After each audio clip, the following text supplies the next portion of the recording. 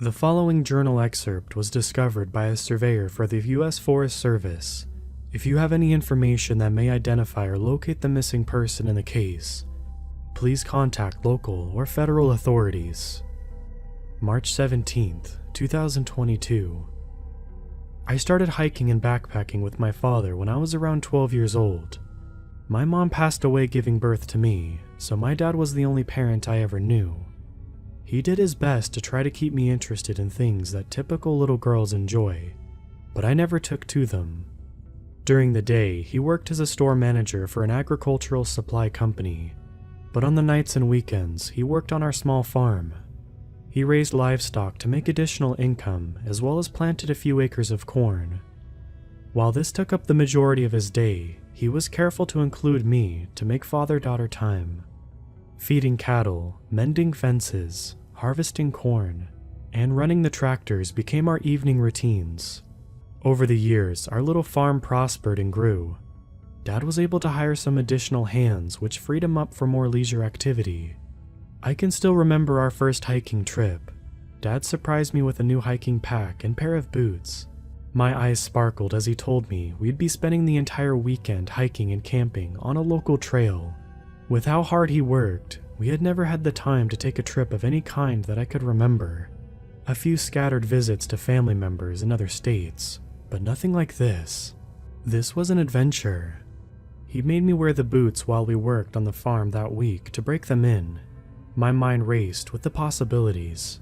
We had slept in the tent in the backyard dozens of times, but never in the woods. Thoughts of spotting wildlife, setting up camp, and the smell of eggs frying over an open fire filled every vacant moment of my day. And that's exactly how it went. It was magical. We spent 3 days hiking beside a rushing stream, sleeping under the stars, and cooking delicious meals on a beat-up iron skillet.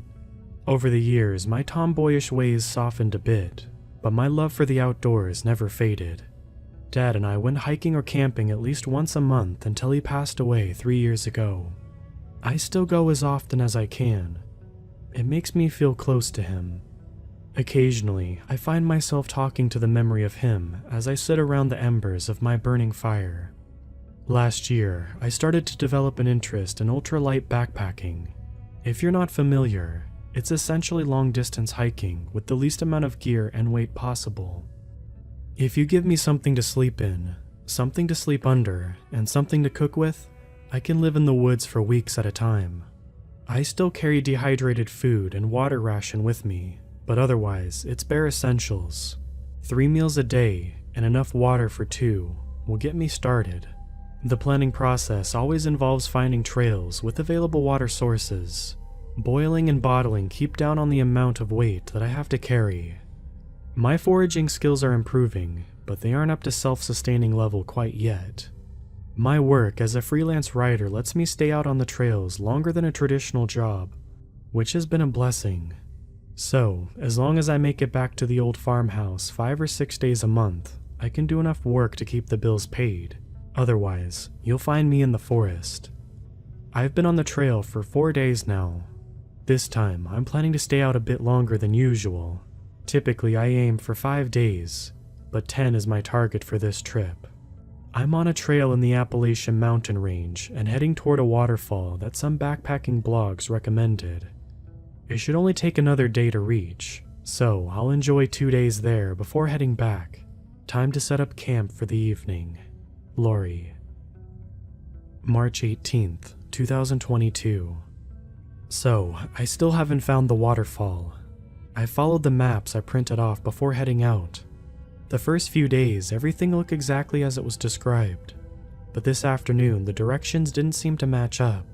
I was supposed to cross a wooden footbridge earlier this afternoon, but when I reached the stream, there was no bridge to be seen.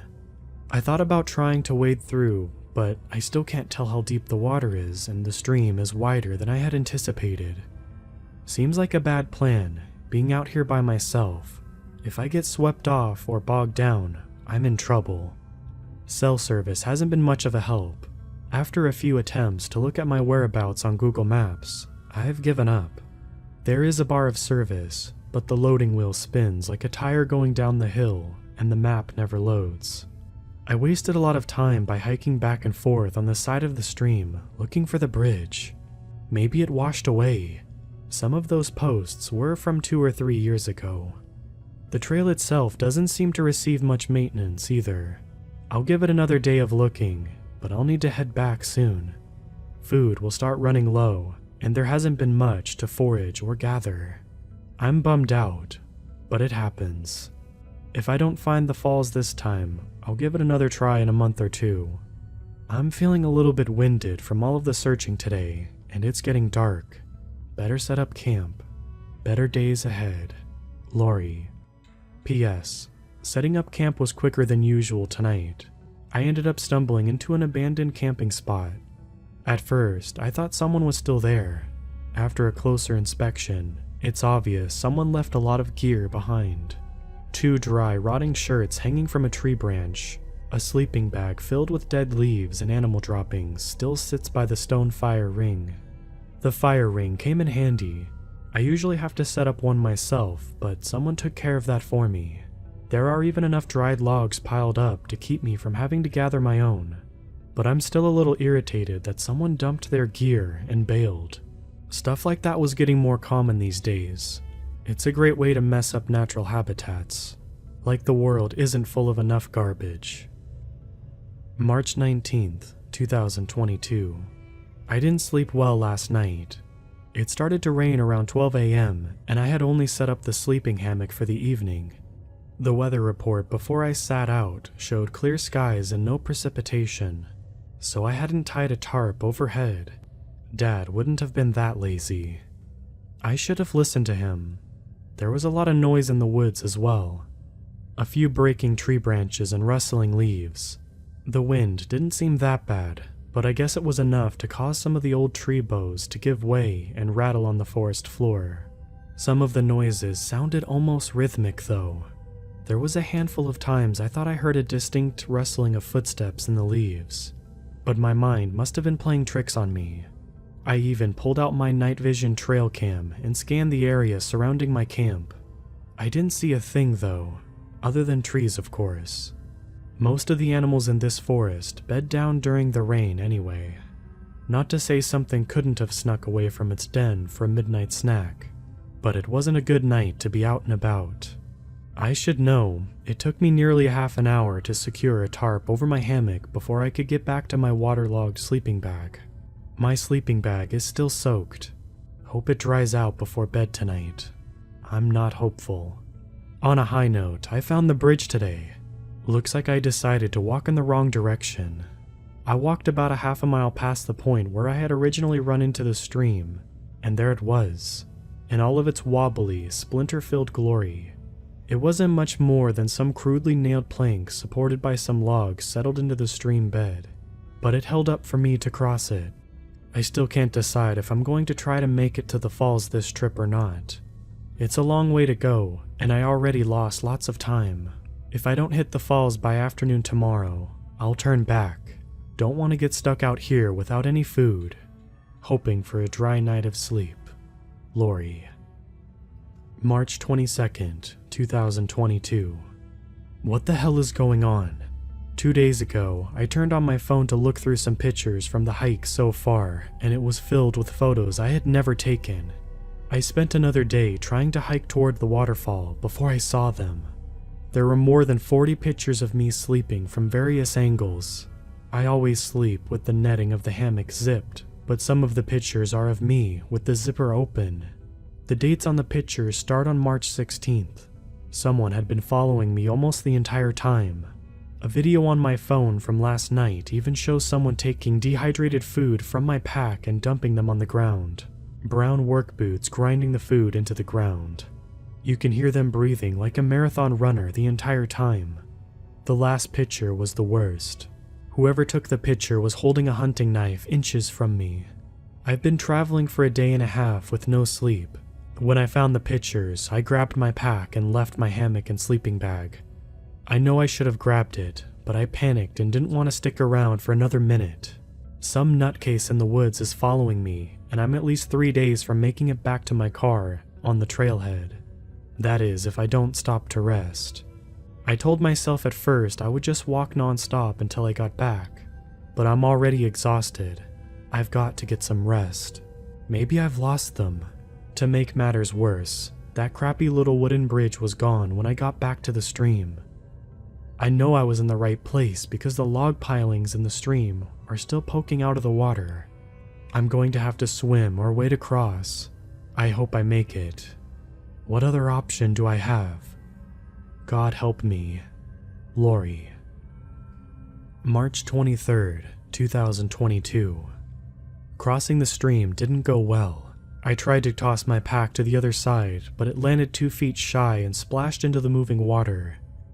I couldn't afford to lose the last bit of food I had, so I dove in and swam after it. The effort was more energy than I should have expended, but my options are running out. It's getting dark and I'm still at least a day away from my car.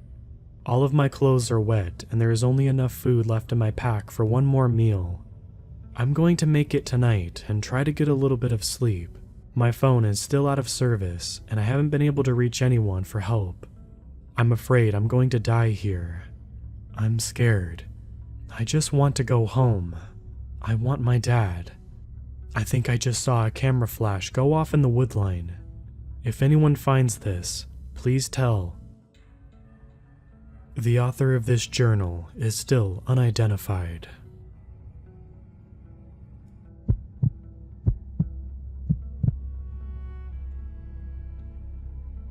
Have you ever heard of the Black Hill Forest? If you didn't, I can't really blame you. The aforementioned forest is rather obscure. But we're getting off subject. My background isn't of importance, nor is my name. However, what I can tell you is what I know about the Black Hill Forest. What it truly is. It's been 20 years since I found my way into the Black Hill Forest. 20 years since I saw things a person wasn't supposed to lay their eyes on, beheld beings best left unknown, and witnessed events even now I can barely comprehend and understand. This is the story of a 10-year-old boy who ventured into the Black Hill Forest. Not much is known about the forest, as many of the maps simply mark the forest as forbidden, and the grown-ups refuse to tell me why none of us could go there, citing, "I'll tell you when you get older." The whole town seemed to be wary and fearful of the forest. In the winter, when the first snow starts to fall, and the trees have completely lost their leaves, the forest would resemble spikes, warning us to stay away. It didn't help that the closer you got to the forest, the more blackened and charred the ground seemed to become. It was a cloudy day as far as I can recall, and it had been snowing. The day started out as it always did when I was younger. I ate breakfast and got ready for another day of school. The school bus route was strange, to say the least. At one point on its journey, it would get really close to the Black Hill Forest. I'm not even sure why it moved along this path, but it always did without fail. And we would be within spitting distance to the forest every time we went to and from school, and I could glance into the areas between the spiked trees. That fateful day, as our bus moved along its unchanging path near the Black Hill Forest, as I stared out the window, pointed toward the forest, the bus suddenly collided with something. I barely caught a glimpse of the thing when it let out a shriek. The thing was alive, and it was angry. I can still hear the sounds of the metal buckling and bending and the frightened screams of my peers as the dark thing began to smash the bus in anger. I could only get a few glimpses of the thing, its yellow eyes and deer-like appendages before something impacted my head, knocking me out. I woke up after who knows how long, inside what remained of the bus. The front half of it had been smashed. The remaining half was badly damaged. There was no one else in the wreckage, but I visibly saw what I can only assume to have been blood on the floor. I was unharmed. No injuries, no cuts, no broken limbs. I was just fine. I don't know how I survived whatever it was, but I got up and grabbed what I could and slowly exited the bus. The first thing I noticed when I left the wreckage was the ground. I could see beneath the thin layer of snow the blackened ground. And then I saw the trees, those familiar spike-like trees. That thing, whatever it was, dragged part of the bus into the forest.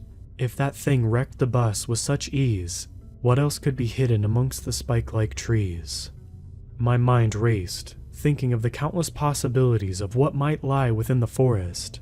I knew I had to leave, so I started to try to get my bearings. In one direction, the bus wreckage. In another, a clearing among the trees. And in a third one, I saw what looked like a creek. I walked, the gentle snow sloshing and slurring underneath my feet. With each step, the snow piled on. The air grew colder. Nature did not seem to care much for my situation, and the snow continued to fall. But I continued, wandering forward in a single direction, hoping that perhaps I could leave the forest. But no matter how much I walked, I could not see the edge of the forest. Its stillness was baffling. The emptiness, the lack of any life, the isolation and nothing aside from the spike-like trees. As I walked through the forest, I realized what the forest was. Unnervingly quiet.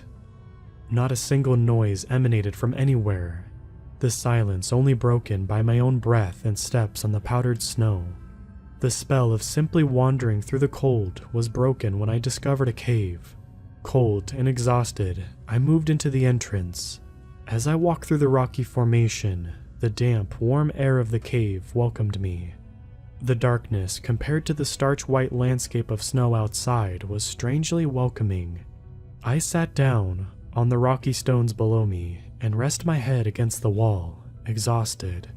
As my eyelids adjusted to the darkness, I saw something on the cave walls.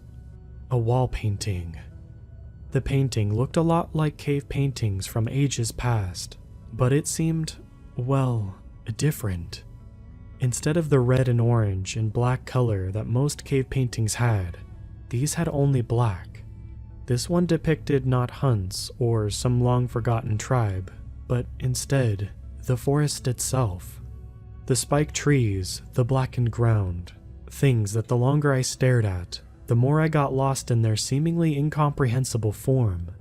In the center of all of the paintings, nothing. Just a sheer indescribable mass of darkness. And from it, all manner of beasts seemed to emerge. The painting seemed to ramble on, as if ancient artists were trying to put disjointed memories together and paint them down. The beasts being peaceful in the next section, rage. Humanoid beings emerged to seal away the darkness, or gods arising to reconcile with the darkness. And then, nothing.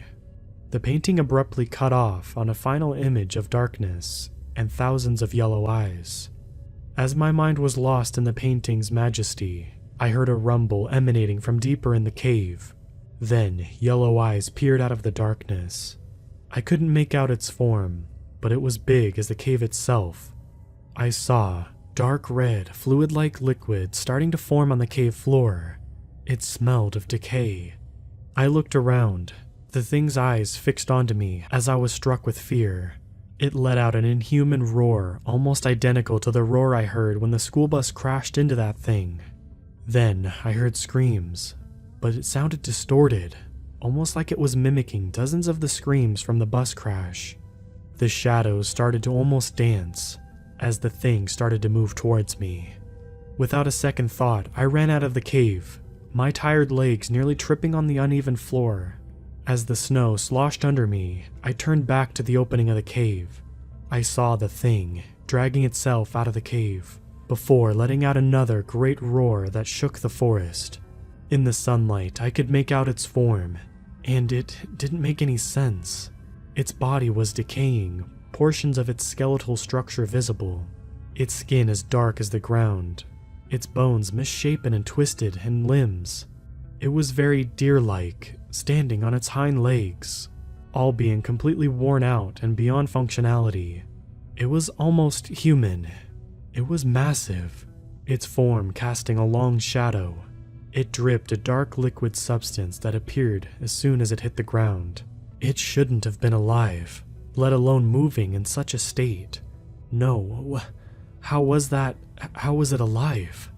I didn't wish to see any more and started running. With no sense of direction, no care for finding my way out, just getting away from that thing. I heard a deep, blaring roar loud enough to shatter glass. I recoiled in pain, my hands instinctively reaching for my ears. I turned behind me to see that thing dragging itself towards me. I heard trees falling down and crashing under the ground as I heard thundering steps of the beast. Its deafening, lonely roars as it chased after me. What was that? I cried at the top of my lungs as I ran between the mighty spiked trees. The beast knocked down the trees like they were nothing, their grand tall structures crashing under the ground with a great force and thundering crashes. It cut through the trees like a warm knife through butter. It didn't want to give up the chase, the hunt for me. It wanted me. The trees seemed to narrow in and blend in as if trying to slow me down, as the beast kept its pace behind me, no matter how fast I ran, the quiet constantly broken by the beast's roars, and my ever-tired gasps for air as it followed me. As I ran through the endless forest, I noticed that there was less and less snow on the ground, and more of the blackened ground revealed itself to me, until any trace of snow was gone, and all that was beneath me was black soil. The thing still followed. As I ran, I saw others like me. Some looked to be lumberjacks, others looked to be cartographers, people who got thrown into the forest. They just had their pale white bones lying perfectly on the ground, resting against trees. As I looked back, the beast again slashed its great limbs, and another several trees were fallen, its yellow eyes forever fixed on me, its decaying form caring nothing more than to take me. It dripped that same black liquid and produced the ever-familiar blaring roar. My legs started to give, and I felt as if I needed to collapse. I now began to see ornaments made of spiked tree branches dangling from the trees. They displayed images that I could not put into words, and on the ground, effigies of creatures, beings, and charred remains of what I could only assume was a ritual. I kept running. Emerging from the blackened ground, I saw something I never expected to grow in such an empty wasteland. A pale white rose, a sign of innocence in such a barren black wasteland. Up ahead, I saw countless more roses, their pale white glow in the stark contrast to the blackened ground and spiked trees, densely collected around a massive frozen lake. Hesitant, I looked behind me, only to see the beast a couple hundred yards from me, and without a second thought, I ran onto the ice.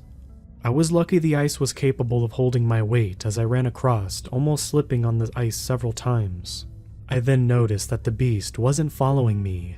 Its thundering steps went silent, and I turned around expecting it to be in spitting distance, but it was standing by the frozen lake. It stared at me, its yellow eyes staring at me, never taking its gaze off of me.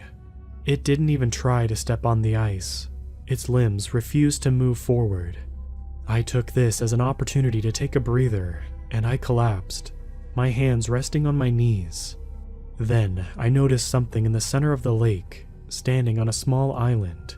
On it, a single tree, not like the others in the forest, rested on black charred soil. The tree was crooked, bent, twisted beyond recognition, its branches bent and molded in such abstract shapes. It was as if you were trying to describe a tree to a man who had never seen one. With no other place to go, I decided to cross the ice and move towards the island. As I was a few feet from the tree, the beast let out a great roar. Turning back, it swung its arms wildly, as if it were trying to reach me, but it didn't dare step onto the ice, and simply grabbed the cold air. As I stepped closer and closer to the island, its roars grew louder, louder and louder. But once I stepped foot on the soil of the island, it immediately went silent. It was then I noticed the stone tablet resting by the tree. Reading it aloud, I uttered the words into the cold air. In the beginning, God created heavens, the earth, the great empty. God disregarded the great empty and left it as empty as the world was before creation. Before God. God has long left, but his mistake of creation still lingers. The hatred creation seeps itself into the heavens and the earth, corrupting the works of God, blackening the soil and destroying man's mind. The gateway to the great empty is here, beneath the soil, beyond the veil of reality, at the center and edge of everything, and at times end and beginning. As I read the last word off the tablet, I heard crackling above me, and the tree that stood above me was no longer a tree. Instead of its wooden bark, it now was rotten. Its branches were now a series of small bone-like structures, and along its trunk, human eyes stared unto me. I leapt back in fear as the thing screeched with rage, and its pupils contracted. It let out another screech as it contorted its branches and swung its rotten-like branches as if it was trying to grab me. What the? I backed away from the tree, and then I tripped on a rock protruding from the ground, and I stumbled backwards and broke the ice I was standing on. I fell down into not freezing cold water, but pure nothing. I simply fell and fell as the world faded far from my view, as I fell not onto something, but into nothing. Pure nothing. Not black nor white, just the sheer absence of either. Do you know those sensory deprivation chambers? The ones that dull your senses significantly. If you were to enter them, I've been in a couple in the past year or so, just for curiosity's sake. They don't even compare to what the void was like. There was utter nothingness in the void. Time, space. The real world seemed to just blur as my ears picked up nothing. My body unable to feel anything, and my eyes unable to detect a single photon of light. That empty. It's enough to drive a man insane. I screamed, yelled, and cried into the darkness, but no sound emanated from my mouth. I tried to move, but my limbs wouldn't obey me, so I simply stared into the void, into the vast darkness, and I felt something had now fixed its attention unto me. Its countless eyes, its formless form, its sheer darkness. It stared at me from the timeless, ceaseless void. I could feel it was ancient, far older than the earth, the sun, and every star, perhaps even older than the universe itself. My mind started to buckle as my fickle mind tried to cope with the sensory deprivation, and I could feel things slipping their way into my mind. I could feel them. I could feel things dancing in the void, things far greater than any star, things that snuck into the real world through cracks in reality, and things that plagued our dreams. All their eyes, oh God, their eyes, why do they stare? Why do they not do anything, and why do they hate you? Why do they stare, oh God? Their yellow orbs, their ever-changing forms, the void. No sense feeling beyond eternity, beyond the heavens, beyond earth. There was nothing but me. I could hear them talking, screaming, roaring corruption. It spread across all worlds. It corrupts all. It takes all. It took the forest. It took the soil. I will be embraced by darkness expanse. I shall be taken by the great void. I awoke outside the forest beside the bus wreckage. I stood up as my eyes adjusted to the light. I started to hear the sirens, the police, the ambulances, and crying parents. The paramedics picked me up and examined me. While I stood in shock, the eyes of the beast and the void's sheer emptiness was still echoing in my mind. It has been 10 years now, and nobody knows what happened to the others who were on board that bus, and why I was the only survivor. They asked me what had happened, but I didn't think they would believe me if I told them, so they simply listed it as a mad accident. They assumed the bus crashed and the others were taken away by wolves, and I somehow spared, the only survivor. That is what they seem to want to believe anyway. It's been 10 years now since the incident. Nobody wants to talk about it, let alone what happened. I occasionally go to the site where the crash occurred, where I constantly debate to myself whether I should go back in and see what else the forest held. Maybe answer some lingering questions on what had happened on that day. Like, who were the people who came into the forest before me?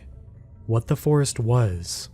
Or hell, jump into that lake again, to feel the absence of sense and meaning.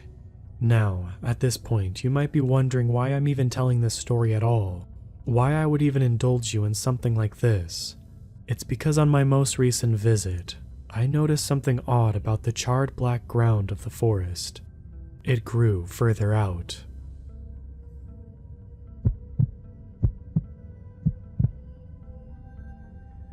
Tape 1.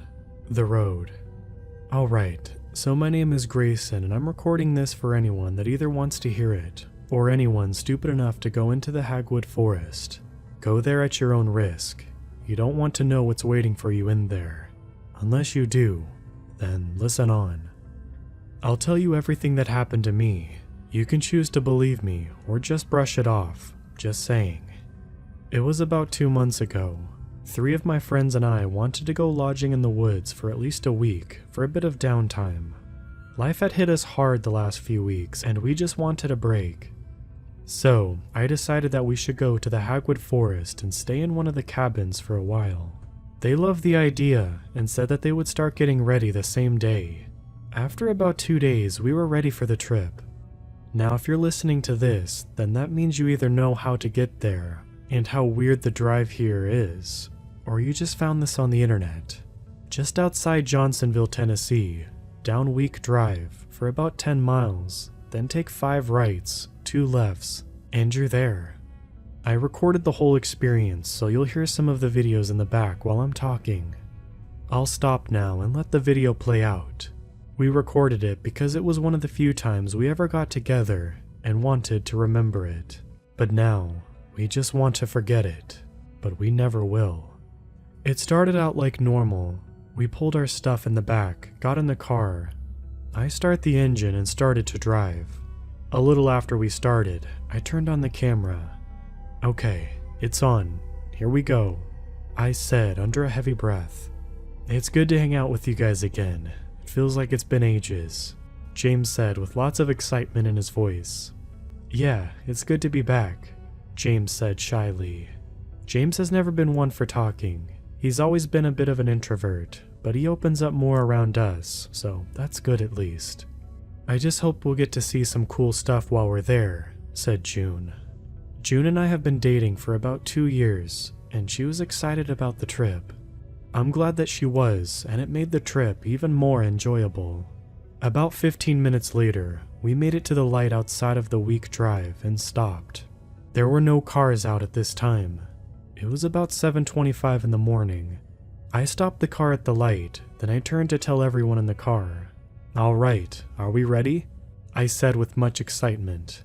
You bet we are, said Matt, laughing. Only because I was doing this for a bit of fun before we started the longest drive into the forest. After a little banter, we started our drive. Now, if you are driving to the forest from the town, the speed limit is 45 down Week Drive. It would usually take about 13 minutes to travel 10 miles at 45 miles an hour. But it takes about 3 hours to get to the first turn that's 10 miles away. That's the first thing that we noticed on our trip. Hey, you said the first turn was only 10 miles, right? James mentioned. Yeah, I did, I said back. Well, it's been 2 hours since we left town, James responded. Everyone looked at their phones for the time. Holy crap, June exclaimed, recoiling backwards. Okay, I've been down this road plenty of times. It only takes about a half hour to get to the highway. I mean, how many miles away are we from the turn? Matt said with concern and confusion. 3.5 miles away. 3.5 miles away? I said, still confused all to hell. That's the thing about Week Drive. It only does this when you have the intention of going to the forest. An hour later, we made the first turn. Finally, Matt said with much relief. Okay, so 5 rights and 2 lefts, right, Grayson? James said. Yes, James, 5 rights and 2 lefts, I said back. Wait, that doesn't seem possible, June said in response. How can you do that without getting back to the same road? And that's the thing about the journey. It may not make sense, but you'll get there anyway. I can't tell you how or why it happens, but it does. Now, the road that we traveled on after our first turn is 15 miles an hour. It gives you a great view outside the car windows as you drive along. Hey guys, it's 5 o'clock, James said with a hint of anxiety in his voice. Okay, so I guess we'll get there a lot later than anticipated, I said in a similar tone. We kept driving down the road, taking every turn that we needed, and made it to the entrance of the forest. We turned into the small parking area, and there was no one else in the lot. Nice, we have the whole place to ourselves, I said with more enthusiasm than I thought I had in me. We then started unloading our items from the car, clothes, bathroom stuff, and all the other things that you would need. Hey guys, I said. Yeah, James responded. Do you see that in between the trees over there?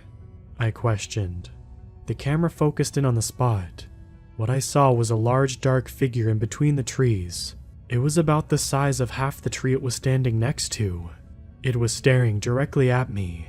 As it did, it slowly wrapped one of its arms around the tree and opened its hand to expose 7 long, sharp fingers.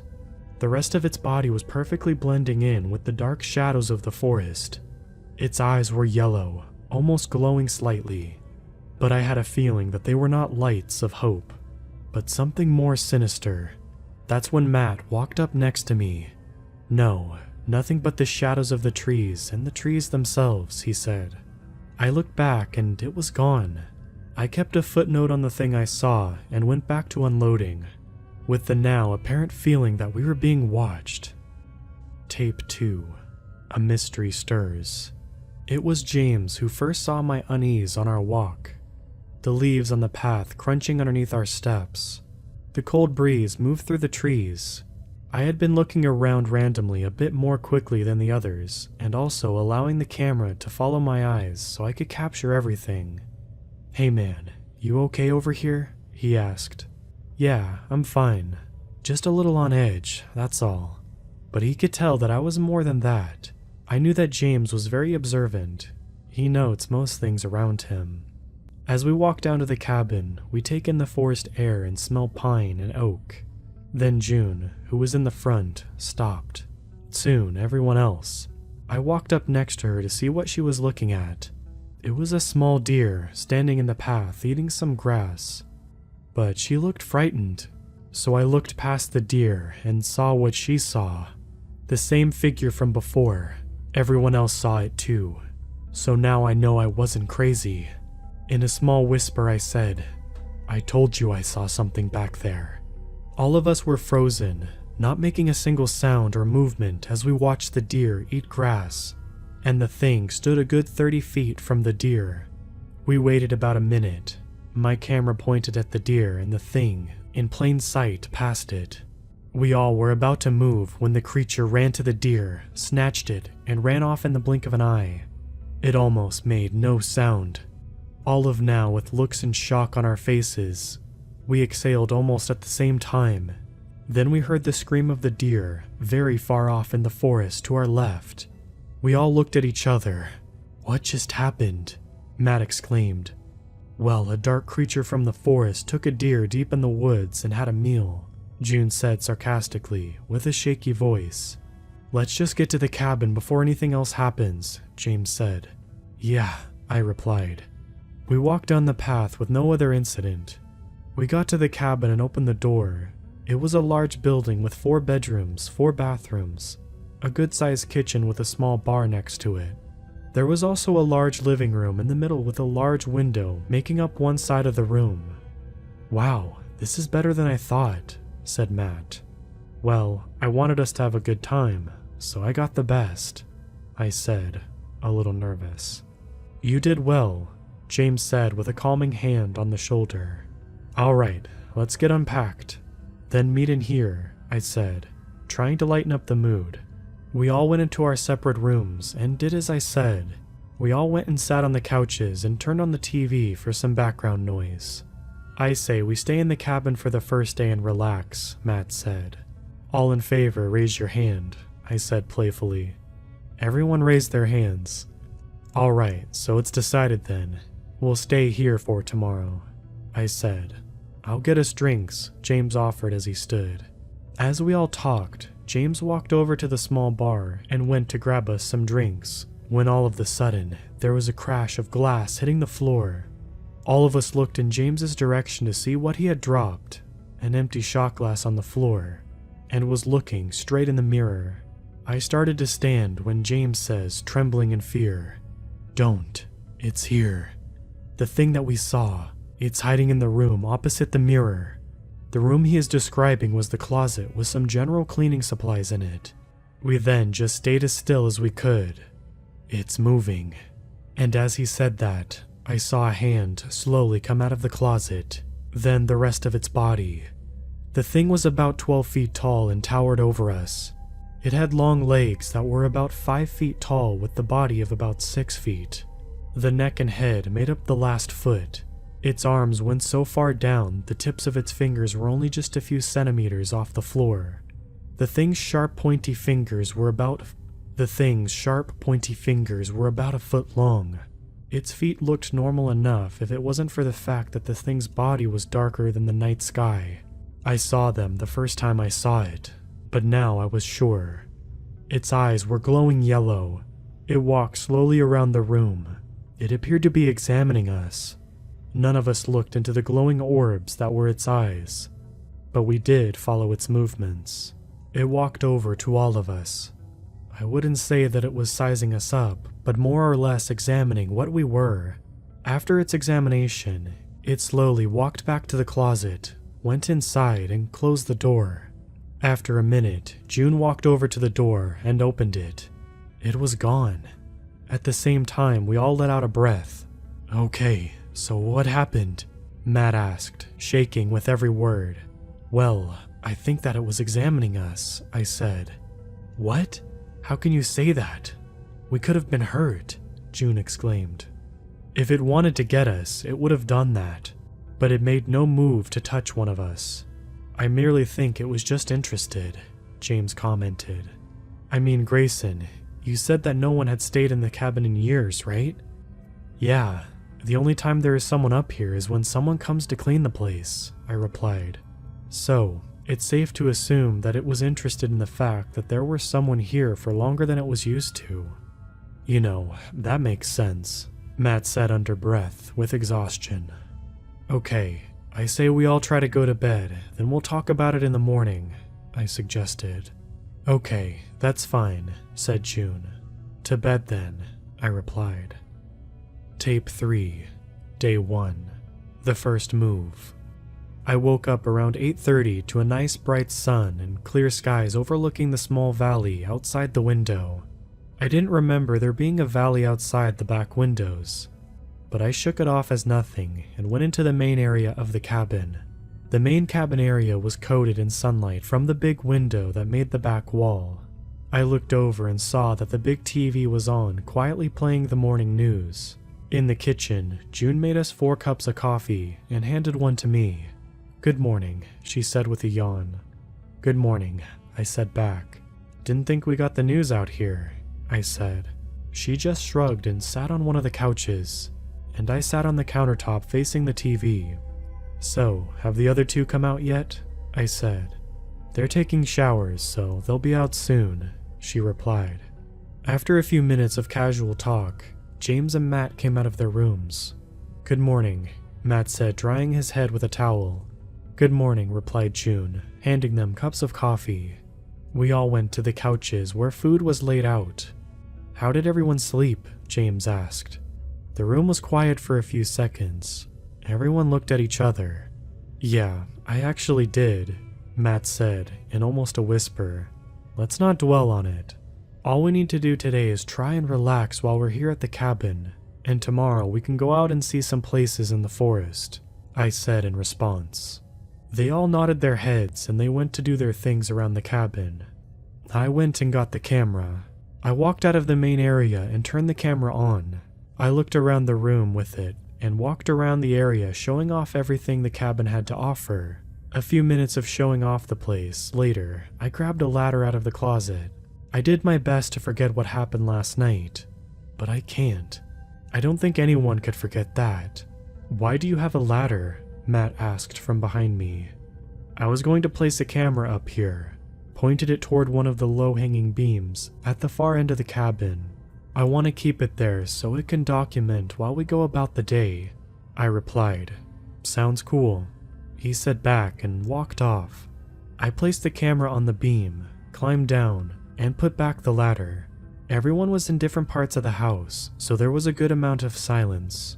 I went over to one of the couches, drink in hand, and sat down to watch some TV. I turned it on and there was static. "Damn, no signal," I said, annoyed. Everyone else walked into the room right after. "Damn, that sucks. No TV?" James said, sitting down. That's when I noticed the sound of rushing water, almost like we were by a waterfall. And there were no waterfalls within a mile's hike from the cabin, so it was definitely out of the ordinary. "Hey, what's that noise?" June questioned. "Sounds like water," Matt said. I went to look outside and there was a view of a valley, but in a different spot. "Hey, I remember seeing the waterfall on the other end of the valley yesterday," I said. "So?" James replied. "I'm saying that because the same waterfall is next to the cabin now. Everyone went to look where I was looking. They all had some of the most questioning faces I'd ever seen." "So, did the house move? Or did some rocks fall?" Matt questioned. "That's way too large for some rocks," I replied with a bit of a chuckle. "So you're saying that the forest is moving?" James replied. "Yes." For the rest of the day, we decided to forget about it and have a good time for today. Let's just say drinking started at about lunchtime. For the rest of the day, we went without incident, and about 9 o'clock we all went to bed. Tape 4, Day 2 and 3, The Lake. After I woke up, I got the camera and turned it on. After that, I placed the camera on the bed and got my hiking bag packed, and went to meet the others in the main room. "Alright, is everyone ready?" I said. They all in confirmation nodded their heads. "Okay, let's go," I replied, walking out the door. "So where are we going?" James asked, behind me. "Over to that large lake in the valley. Then we'll spend the night camping and returning the next morning," I said with a bit of enthusiasm. After that, we went outside and started on the path to the lake. As we walked, we took some time just to listen to the world around us. The crunch of leaves under our feet, the moving of leaves in the wind, the occasional chirp of a bird, and the rushing river nearby. It was peaceful. Around an hour of hiking later, we took a break. We placed our bags down and sat on the edge of a calmer part of the river by a log that stretched across it. "It's beautiful here," James commented. "Yeah, only about another 45 minutes and we should be there," I replied. We all got up, put our backpacks on, and started walking again. The hike in total was about 3 miles long. It had been about 5 miles since our river stop when we finally noticed something. Some of the trees were different. As we moved, we started to notice that the trees would be in the same spot of our vision, the path going in abnormal directions, and at times sudden dizziness, like when going fast on a roller coaster. "Man, what is going on in this forest?" Matt complained, throwing his hands up in the air. "What do you mean?" asked June. "Don't play it off. We've all noticed. This damn forest is changing. No, moving. What do you think of all this, James?" I exclaimed. "Well, the lake's right over there," he said, pointing over to the shoreline that wasn't there before. We all walked over there to the water, and sure enough, the lake was right there. At this point, we all just accepted it and unloaded our bags to set up tents in a small clearing by the water. We'd gathered sticks since it was getting dark and made a fire. "Well, tents are all set, fire's burning, and we have drinks," Matt said, holding a drink up in the air. It was fun to finally not be on edge for part of the trip. The 4 of us just sat there by the fire, looking at the lake, a small radio playing music quietly in the background, taking in the cool air of the night. It was peaceful. About 11 p.m., we all called it a night and went to our tents. I laid there, closing my eyes, taking in all the sounds of the forest and the lake water moving in the wind. Then there was a snap of a branch. A loud one. Then loud, heavy footsteps started walking in the same sand near our tents. Whatever it was big. I heard it walking around until it got to my tent. I heard the crunch of dirt under its feet and even the movement of its limbs. For a second, I saw a glimpse of its shadow in the tent. It was the creature from before. The only difference this time was its mouth was open. Through a small clear piece of plastic in the tent, I could see it. I saw its ungodly big mouth. 4 long arm-like appendages were coming out of its back, lifting it about 1.5 feet off the ground. It moved slowly, observing everything. I then moved, only a little, and I guess it heard that because I was now looking right into its eyes. The 2 yellow, glowing eyes eclipsed the silhouette of the creature. As we were facing off, there was a crack of a branch in the woods. I looked over in the direction of the noise, and so did it. It crept toward the noise, then stopped. It turned back to me. I don't know why this thing had such an obsession with me over the others, but I don't want to find out. I saw it take 1 step and sped over my tent. At this point, I could feel its cold breath on my face. Its teeth looked sharper when up close. It had an awful stench that came from it, and just standing around it made the air feel as if it was in the negatives. We stared at each other for what felt like forever. Then, in the blink of an eye, it was gone. Matt, June, James, and I all got out of our tents and slowly gathered by the fire, and started a new one. We all sat in silence for 5 minutes before we finally decided to go to bed, just sitting there under the blanket of stars, listening to the sounds of the nighttime forest. It was calm enough to put anyone to sleep. We woke up around 8 in the morning to the sun rising over the mountains and birds chirping in the trees. I stood out of my tent and took in the scenery. Thankfully, I woke up in the same place this time, I thought as I walked out of the tent. I took the camera out and placed it on the spot that looked over the camp. I looked over to the shore of the lake and saw James sitting there, toes in the sand. I walked over and sat next to him.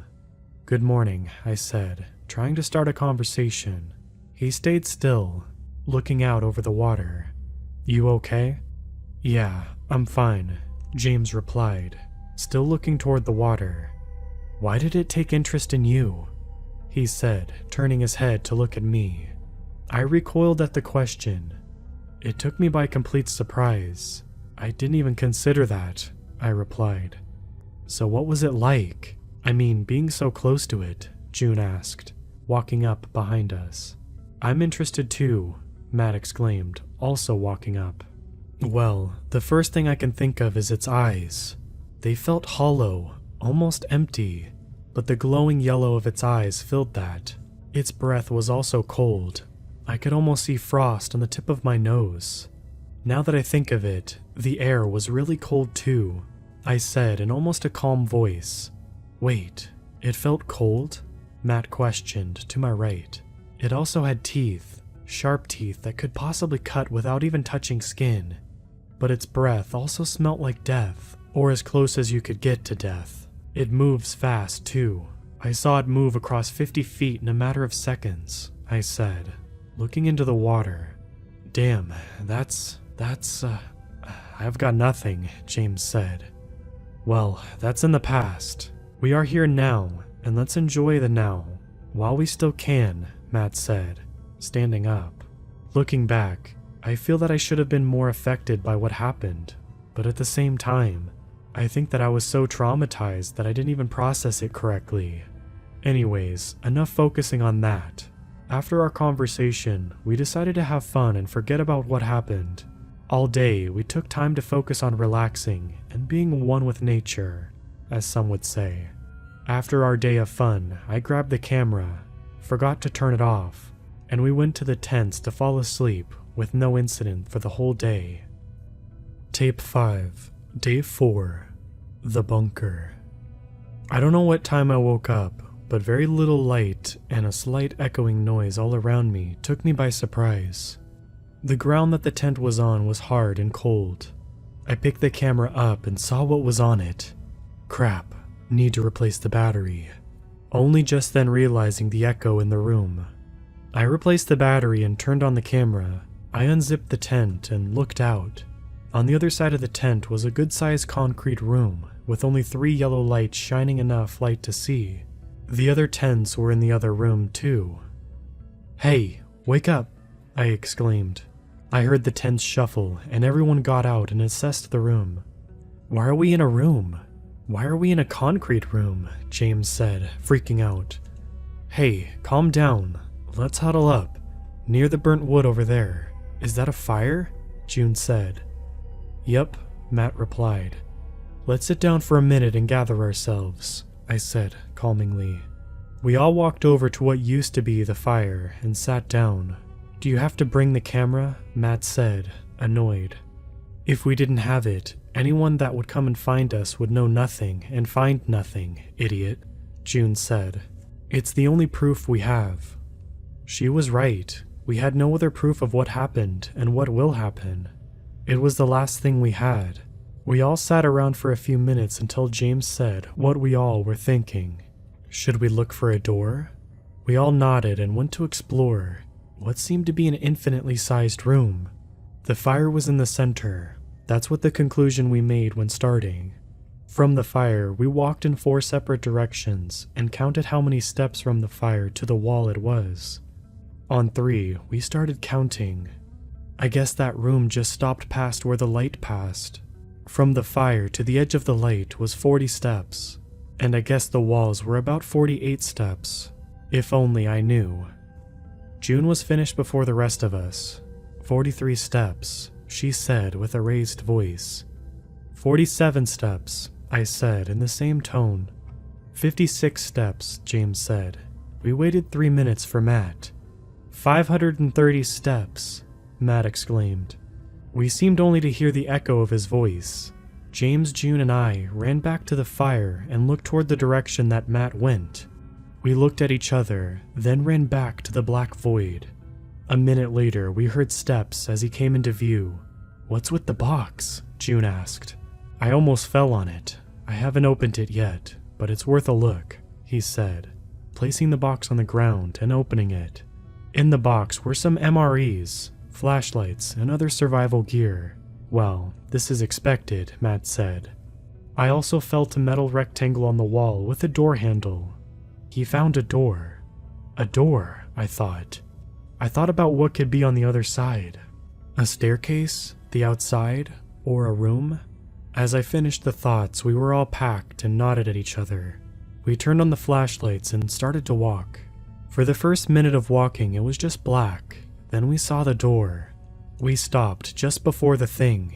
It was rusted all over and had an old dirty metal sort of smell, and shook only a little now and then. A breeze. There was wind on the other side of the door. Matt reached for the door and opened it. It groaned loudly and was hard to open due to the large amount of rust on the hinges that were now flaking off. When the door opened, we aimed our flashlights down the new dark hallway that was pressed before us. "Crap," James explained. "I was hoping for some stairs that led outside." "Let's go," I said, taking the lead down the hallway. We stayed silent while walking down the long dark hallway, keeping quiet out of fear to see if we could hear anything. There were doors on either side. We tried them all, and none of them would budge, not even any sign that they would move. About 10 minutes later, the hallway widened into a large room. We aimed our flashlights around to reveal more of the room. A light dripping sound of water hitting a puddle on the ground echoing through the room. It was longer than what our flashlights could light. We could see 2 pillars holding the ceilings up and 2 more at the edge of the light. "Hey, 2 of you, go to the other side of the room and shine your lights back at us," I said. "Why?" Matt asked.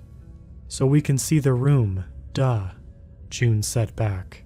She and James went to the other side and placed their lights to the floor, pointing up. Matt and I did the same. The lights reflected off the walls, illuminating the room with a faint glow. We all took a minute to take in the surroundings. 4 pillars kept the ceiling from falling. Small coffee tables and chairs lined the room. Old vintage machines were placed on one of the walls. A sign above the door said bathroom. Next to the other door was another hallway.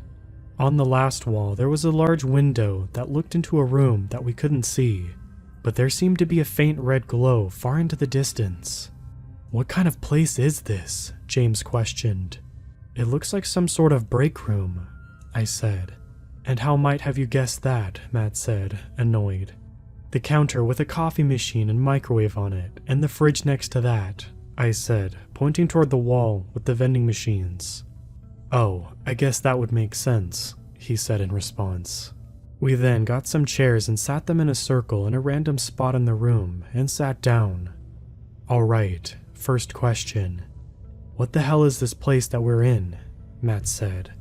Well, I would say that we're in a bunker of some sort, James said, shivering over how cold it was. And why do you say that? Matt returned. The shapes of the rooms are too simple, and the fact that everything is made of concrete? The better question is, how did we get here? I think I might know, I replied. Remember how in the cabin when we woke up, the building was in a completely different spot? Yes, June replied.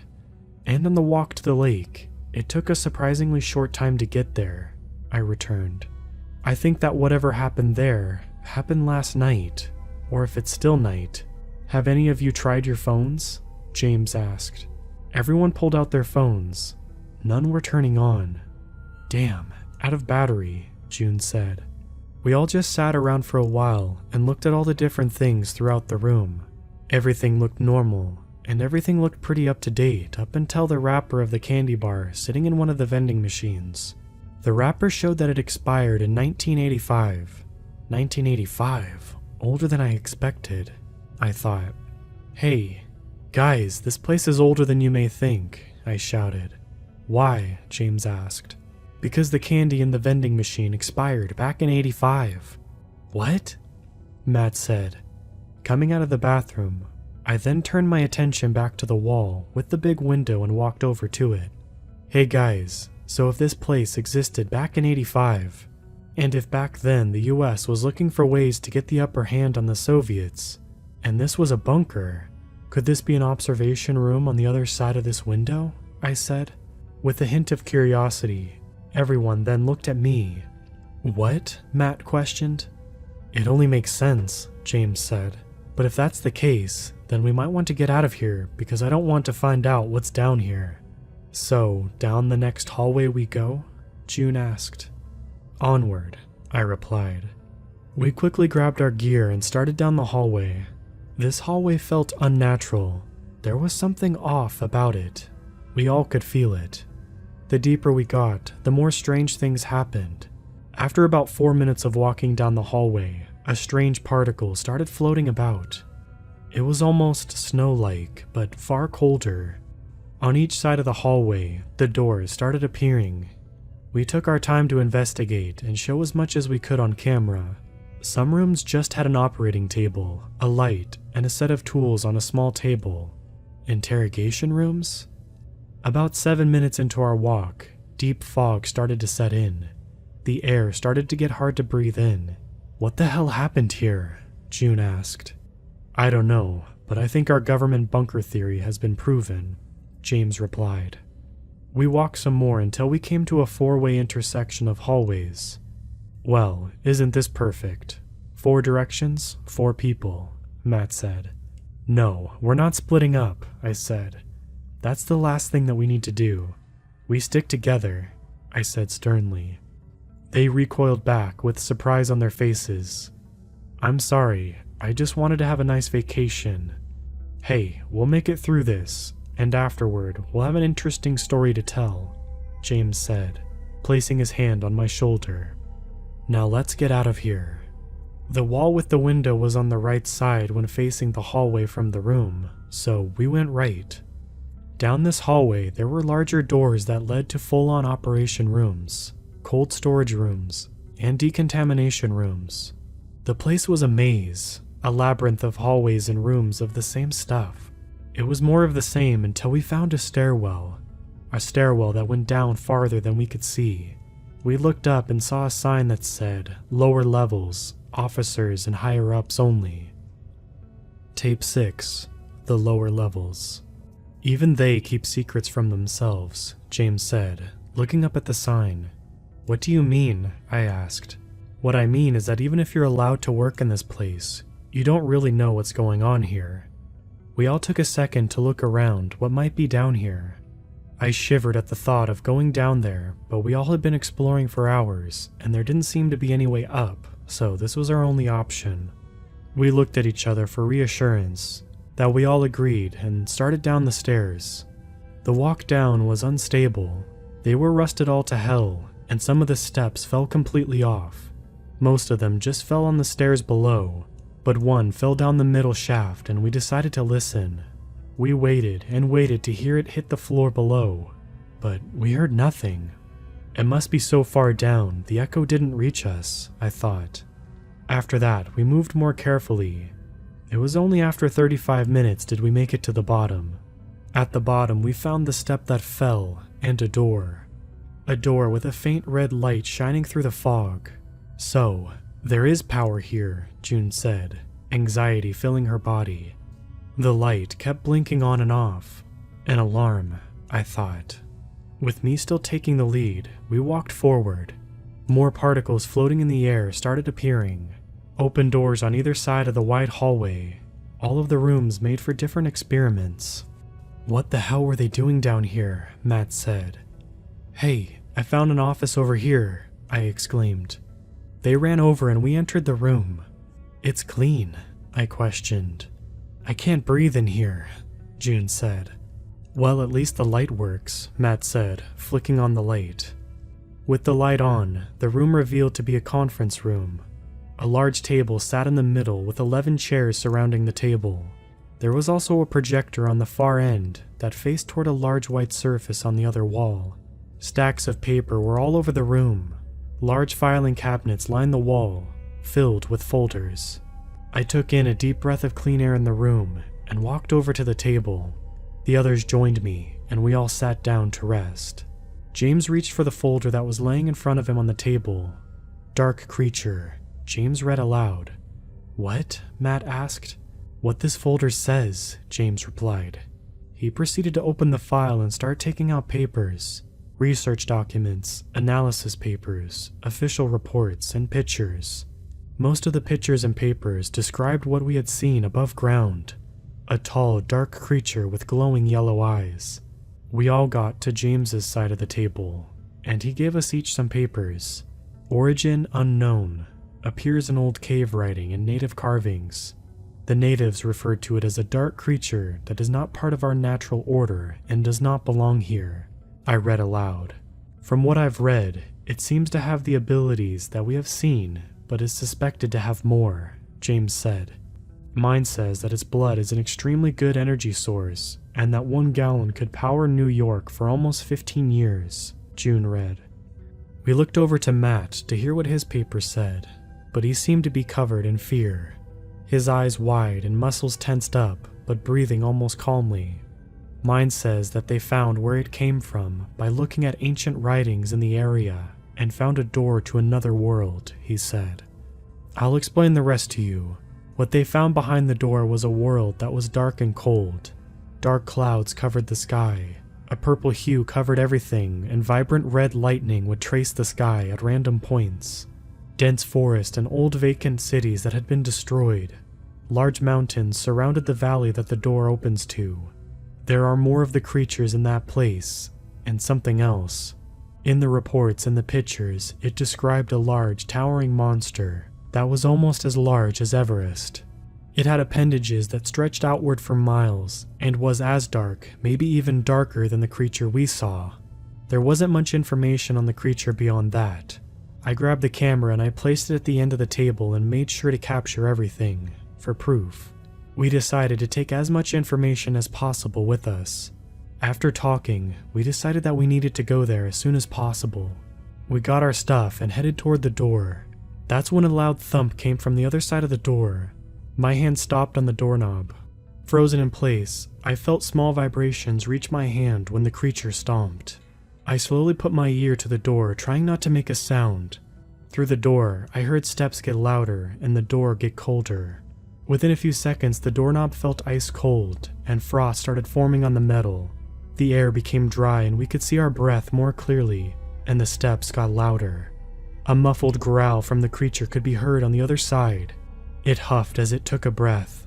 I quickly looked around the room at everyone, and as I did, the creature stomped on the ground outside, causing a vibration in the floor and the table where a pen sat. It's as if time slowed down at that moment. The pen bounced up a little off the table and started rolling off until it hit the ground with a loud thud.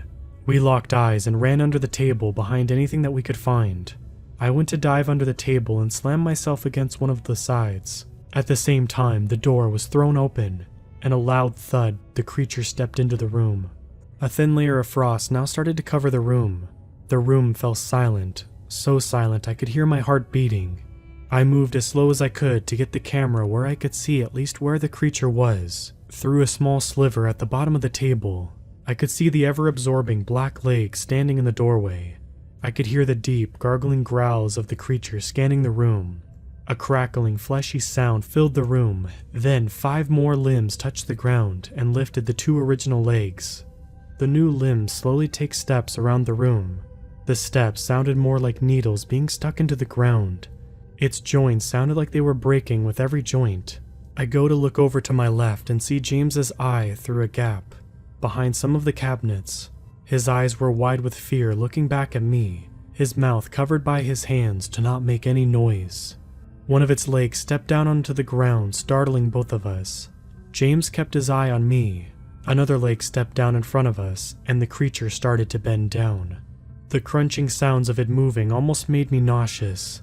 Before the creature's head got down to our level, I mouthed to James, "Play dead." I quickly set the camera down and made myself look limp. I held my breath in, closed my eyes, and waited. Only from the camera do I know what happened in that moment. For me, all I could do was listen. Its head was now down at our level, its glowing eyes scanning for any movement. It first looked over in the direction of James, looking over every detail for any sign of life. It must not have seen anything because now it had its eyes on me. It slowly moves forward, as if it's being cautious so as not to provoke a dangerous animal. Its eyes scanned every inch of me. I could feel its cold breath on my face and smelled the god-awful stench coming out of the creature. It slowly started to move away, keeping its eyes locked on me. I did my very best not to move. I could feel my joints starting to hurt just by trying to stay still. Its head eventually left the underside of the table and lifted. Once I heard the cracking of its bones as it was starting its way back up, I opened my eyes and let out a long, silent breath, almost coughing due to the particles in the air. I looked over at James, who I could see past the thing's bony legs. He looked back at me and let out a sigh of relief, then immediately breathed back in when one of the legs moved and stomped on the ground. The creature made sort of a hellish chirping noise as it explored the room.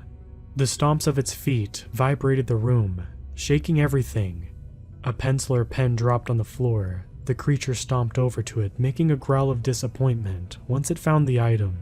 It lost interest in the item and walked to another area of the room. As it did, I slowly took off my bag and tried to find something heavy. I landed on a heavy metal water bottle.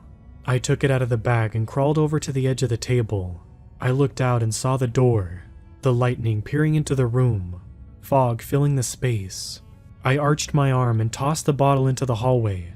The bottle hit the wall and onto the floor of the hallway. With banging the metal to concrete, the bottle made a few loud banging sounds that echoed down the hallway. The creature snapped to look at the door and sprinted toward the table, vaulted over and ran out of the room down the hallway with lightning speed, its body snapping and crackling with every movement. The room shaking and a guttural, horrifying roar erupted from its mouth. The further it was, the warmer everything got. Once I knew that it was gone, I got up and closed the door slowly. "Hey, it's clear," I spoke, looking around the room. James walked out first, looking around. "That was smart," James said, walking up to me. Matt and June walked out from where they were hiding. "Dang, that was something," Matt said, walking to me and James. June walked up and hugged me. I patted her on the back and she let go. "So what now?" she asked. "Now we get out of here," I said. We all fixed our packs and I placed my hand on the cold metal door handle. "Here we go," I said, opening the door. When the door opened, there was silence. Total, absolute silence. I poked my head out and looked both ways, shining my flashlight with it. The only thing that I saw were objects floating in the air, the fog and lights blinking slowly in rhythm. I took a few steps into the hallway and signaled the others to follow. Once everyone was in the hallway, we started to walk back in the direction we were going, in the same direction as the creature. Tape 7. The Creature in the Tree. We walked for who knows how long, down never-ending hallways and large rooms meant for various purposes. The dust was almost an inch thick on every surface. We found a large barracks a few hours into the walk. I turned on the camera and started recording. There were bunk beds on either side of the room, all of them very messy. Waving the flashlight around, I went to each bed, looking at all the things that each person had. Each one had a life. Looks like they left in a hurry, June said. Well, most of them, Matt said, pointing his flashlight toward a dark-stained blanket. There was also dark stains on the ground below the sheets, and a trail had left leading to the door on the other side of the room. The door led to the kitchen, where the room had a shiny red color to it. There were dent marks in some of the cabinets, and some of the utensils were missing. All of a sudden, the intercom beeped on. Eerie white noise sounded faintly from the intercom on the ceiling. I felt my stomach drop and my body turn cold. I looked toward the others, and they were just as shocked as I was. I slowly walked out into the room with the beds, the slow, faint red glow of the lights outside of the room only just making their presence known. Then loud bellowing of hellish screams could be heard from the intercom. The horrifying sound filled the room. I fell to the floor of shock and felt fear overwhelm me. The screams were distorted, some almost sounding reversed or gargled. The sound continued for another minute, then slowly faded back down to the white noise. I opened my eyes slowly and sat up. I was shaking, barely able to keep the flashlight in my hand. The camera tipped over after dropping it. Facing me, I looked toward the kitchen. Matt, June, and James all looked at each other and looked at me. "What the hell was that?" James said, shaking out of fear. "I don't know, but I think we need to get out of this room. Something tells me that we just heard where the screams of the people were in this room," I said, trembling still.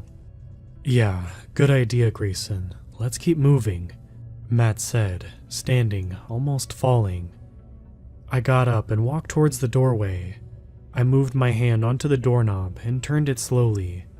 I poked my head out to make sure everything was clear. I looked right, just fog. It was clear. I looked left, also fog, red-tinted fog, but it was clear. The intercom noise stopped when I looked left and everything went silent. Not a single noise or vibration. I motioned them to come along, and June handed me the camera. I turned left out the door and waited for them to come out. We walked for a few minutes down the same-looking hallway before a faint noise could be heard. It was muffled and echoed past us in the other direction. It sounded almost like yelling or moaning of a whale. I still can't place it. I felt the sinking feeling return and looked toward them. Matt looked almost as pale as snow, and James's eyes were almost as wide as golf balls. I then looked at June. She had the same expression and kept going, flashlight and camera in hand. As we walked down the hallway, the noise only filled the area more and more. We walked a little more and found a turn at the end. I turned the corner and the flashlight went out, but the other flashlights were still on. I walked back around the corner and the flashlight was turned back on. "Oh crap," I said, under my breath. I looked back at the others. "Why did this have to be us?" Matt said. "What do you mean, Matt?" asked June. "We were just trying to have a good time and now we're going to be lost in this bunker concrete that we can't find an exit to," Matt said, pushing his hands to his face. "Hey, listen. We're not going to stay lost down here," I said, placing my hand on his shoulder. "Let's go and get out of here, okay?" I said. "Okay," Matt responded, standing up. I looked toward everyone and walked back around the corner and the flashlight turned off again. All I could see in front of me was black and the occasional fading in and out of red light. The sound coming from down the dark hall. I stayed still for a good, felt like an eternity until I took my first step. Then the next, and the next. The others still followed behind, all of us doing long breaths to keep as calm as we could get. All there was now was a faint red glow of a red light through the fog, the sounds of our footsteps and breaths, and the faint louder noise down the hall. We could have turned back, but there would be no point in doing so. We don't even know where the creature is, so we continued. The more we walked, the louder the noise got. After a while, the sounds of our footsteps changed. It sounded like we were stepping in some squishy material. The ground was slippery and my shoes were wet. The air got stuffy, but still, it felt cold. I went to feel the wall, and it felt like touching uncooked chicken. A substance was dripping from the walls and ceiling, and I swear it felt like there was a pulse moving through it. We moved along until... Ow, I said. What? Matt asked, in a sudden panic. I ran into a wall. I felt around to my left and found a wall. I looked over to my right and saw a large red light coming from the fog. The sound that we have been hearing was almost deafening now. It filled the room and made the walls vibrate.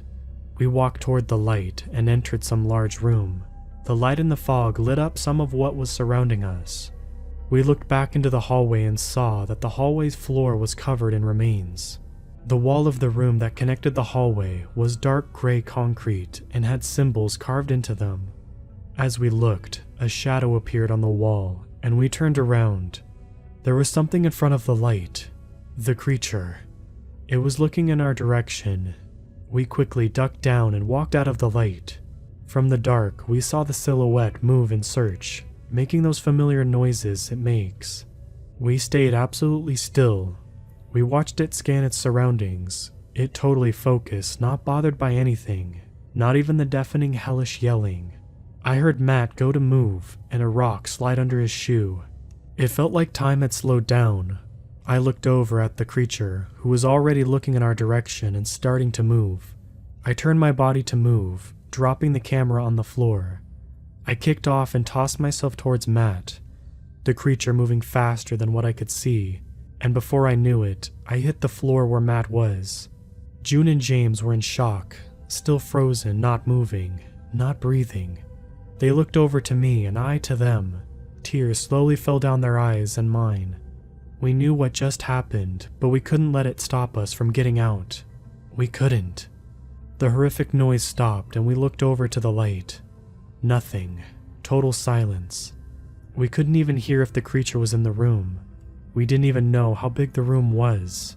I grabbed the camera and made sure it was still recording. I looked over to them. They did the same. We looked back over to the light and heard the intercom system turn back on. The same white noise playing through and the red light starting to flicker. I stood up and the others did the same. I took one step at a time, walking towards the light. June and James following just right behind. All of us making sure not to make a noise. After about 45 steps, we reached the light. It was just a light. We looked down at it for a second, only for it to turn off. The intercom turned off as well. Pitch black surrounded us, and the only thing that you could hear was our breathing. We made no moves. The only thing that provided light was the camera. I slowly held it up to my face and pressed the night vision button. The camera went dark for a second, then switched to night vision. With the camera, I could see the edge of the room. The only thing being that edge almost a quarter mile away, the other wall too. I looked up at the wall to the left of the door and saw a window, the window from the room we stopped in. Then I looked over to the wall opposite the hall. There was a large tree thing in the center of the room, larger than I think any known tree. I quickly threw over my backpack and grabbed my flashlight. I pointed it at the direction of the tree and turned it on. The fog helped illuminate the room. The tree's shadow made it seem bigger somehow. It was dark, almost perfect black. It had thin lines of purple substance coming from a large door-looking opening at its base. We started walking toward it. The ground turned from concrete of the room to an almost soil-like substance. Once we were a good 500 feet from the tree, the muffled yelling came back. Only this time we knew where it was coming from. The hole in the tree. We walked closer and began to see purple flashes of light coming from the upper area. Through it, there was a forest clearing that led out to a large grouping of destroyed buildings in the background. Above us, in one of the branches of the tree, we heard a growl, then smaller branches snapping as the creature was charging toward us. It then jumped and landed on the ground between us and the door, its tall, lanky body and glowing eyes now walking toward us. The muffled yelling still coming from the door was still unknown, but it was still walking towards us. It stopped 4 feet from me and leaned forward. I was now staring directly into its eyes, and in them, I saw only death, pain, and suffering. It raises its left hand and touched my forehead with its cold finger, and everything started to fade. I feel myself hit the floor. I hear 2 muffled screams and 2 others hit the floor. Then everything fades to black. Tape 8. Home. The next thing I know, I'm laying in the cabin. Both June and James are there too. I hear the muffled noise of a door being kicked in, and I see blurry figures looking at June and James, and one comes to me. They try to say something to me, but it's just muffled. I try to get up, but I can't. Then everything fades to black. I awake to the sounds of a heart monitor to my left. I open my eyes to see if one of them works. I look over to the window on my left. It's sunny. I see clouds moving across the sky outside. I see the sign too. Knoxville Hospital. I take a look around the room and see my camera on the desk to my right. I pick it up and open the screen. I look in the files and see everything is still there. I go back to the camera and press record. I place it on the table and look back and see June and James waking up on the couch. "Hey, how do you feel?" June asked, placing her hand on mine. It felt cold, almost metal. "Well received," I responded. "How long have we been here?" I asked, looking out the window. "About a week and a half," James responded, walking over. A doctor walked through the door, sat down and rolled over to the side of the bed. "Well, look who's awake," he said. "All right. As far as we can tell, you aren't really damaged anywhere. Well, except your left eye. I'm sorry to say that you won't be getting that eyesight back. But your eye is now a deep purple," he stated, waving a pen around. "Anyway, you'll be able to get out of here by the end of the day and go back home. You'll also be prescribed medication. You'll need to take them when needed and not take them with alcohol," he said. I looked over to him. "What do you mean my eye is purple?" I asked. He picked up the mirror and held it to my face. There were scars all over my left side. My eye was slightly faded, but definitely purple. "So the end of the day, right?" I asked, still looking at my face. "Yeah, we'll come release you in a few hours. Rest up," he said, walking out of the door. A few hours later, the doctor came in and discharged me from the hospital, and we walked to the entrance. The doors of the hospital opened and I stepped outside, and I don't think I could put into words what I felt to feel the cool autumn breeze on my face, to feel the sun warming the area around us, just for a moment. I forgot all about what happened, and just took in the fact that I was alive with my friends. We found my car, got in, and drove to our small town, a good few miles north of Knoxville. I dropped James off at his place and just hugged him. We both cried tears of happiness because we were just able to have this moment. After that, June and I drove back to our place across town. It's been about 2 months since that day. We have lived happily since all that happened. I've found that James is now more open to people, and that after all June and I have experienced together, she wants to get married. But I don't sleep well anymore. I get nightmares of that place, of Matt. I've had his parents ask where he's been, but I can't say anything. Only that I haven't seen him for a while. I started recording these tapes a few days ago. I guess to try to comprehend everything that happened. It's something that I haven't put much thought into lately. Now that I've said everything I needed to, I finally put this whole thing behind me. But sometimes I look outside, only to see 2 yellow circles, looking back at me.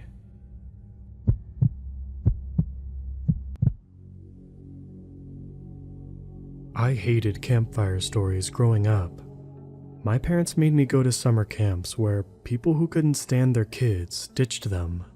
Why bother having kids if you couldn't stand to be around them during the summer? My parents told me it was for enrichment, whatever that meant. Make friends, get to know people, have a good time. Well, nothing is good about being forced to sit by wood smoke while getting poked by mosquitoes. All while some idiot named Counselor Todd told a cheesy campfire story.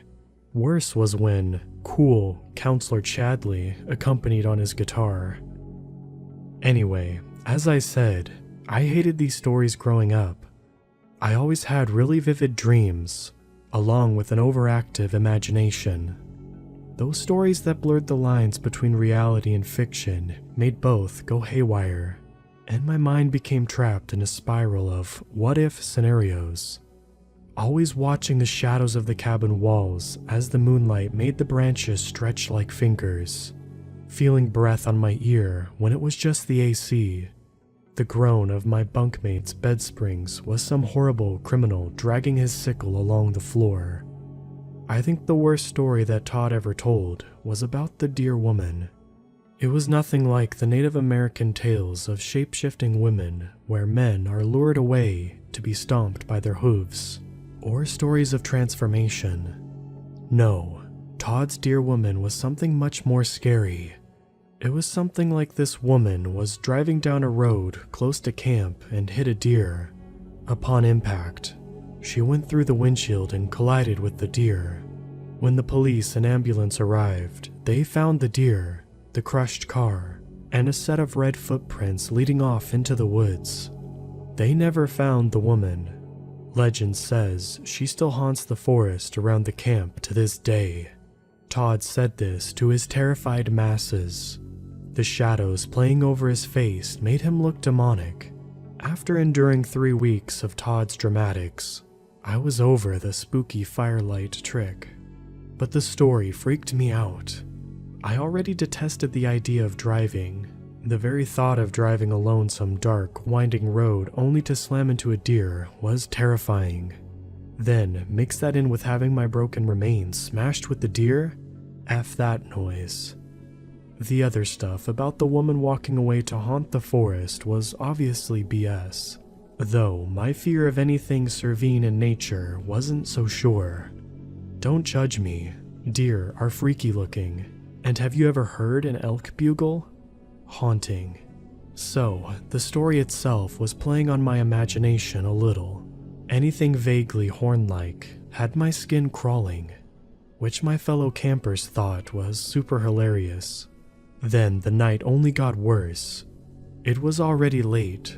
Being in the middle of June, the sun was still lighting up the sky around 9 p.m., so the scary stories hadn't commenced until about 10 o'clock. Now the horrible hour of midnight was slowly approaching, and tonight was supposed to be a camp-wide hide-and-seek spotlight tag event. The whole thing sounded horrible. Why allow campers armed with only a flashlight and wits to hide anywhere on the campgrounds? There were restrictions, like no one was allowed to hide in the woods. Still, the situation sounded dubious at best. Nevertheless, campers who saw the flawed logic of such a game were not permitted to stay on the bench. So, I played against my will. At first, I tried to hide somewhere obvious so I would be found and made to sit out early. That plan was foiled when Counselor Chad came up and looked at me with that expression you'd give to an obnoxious toddler. "Come on, dude," he said in his Chadliest tone. "I know you don't like these games, but you gotta at least try, man. I'm gonna turn around and count again, and this time you better find a good place to hide, 'kay? 1, 2, 3. He was really going to make me do this. Fine. If I had to play, I'd play to win and give them a scare for once. I ran from my spot under the picnic tables down the road toward the best hiding place I knew. About half a mile from the actual campgrounds sat a collection of abandoned buildings that had been part of the camp at one point. All of the buildings had fallen into despair. Some had boarded windows and doors. The areas were littered with broken glass, many of them stuffed with old furniture and hardware like ovens, fridges, and those serving tables you'd see at buffets. Plenty of broken bunk beds, mattresses, dressers. In other words, things to hide under. Was I afraid of the potential spider or tetanus hazard? Sure. But the drive to stick it to those annoying camp jockeys spurred me. I'm still not sure about what happened after that, after I found a place to hide. Tucked away, under a collection of discarded bunk beds, I watched the windows for signs of the flashlights. I felt pretty proud of myself, not gonna lie. They would probably be searching for me for hours. Would I get in trouble for this later? Probably. Would I get sent home? Oh God, I hope so. I remember being in that abandoned cabin for a long time, far longer than I thought I would be. I didn't have a watch or phone with me, so I couldn't tell what time it was. Boredom started to take its toll after a while. The longer time went without any of the counselors coming to find me, the more I considered crawling out of my hiding place and walking back to my cabin. A horrible stench reached my nose just as I decided that enough was enough.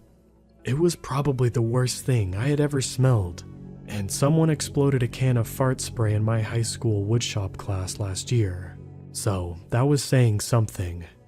Whatever it was clear that something was rotting nearby.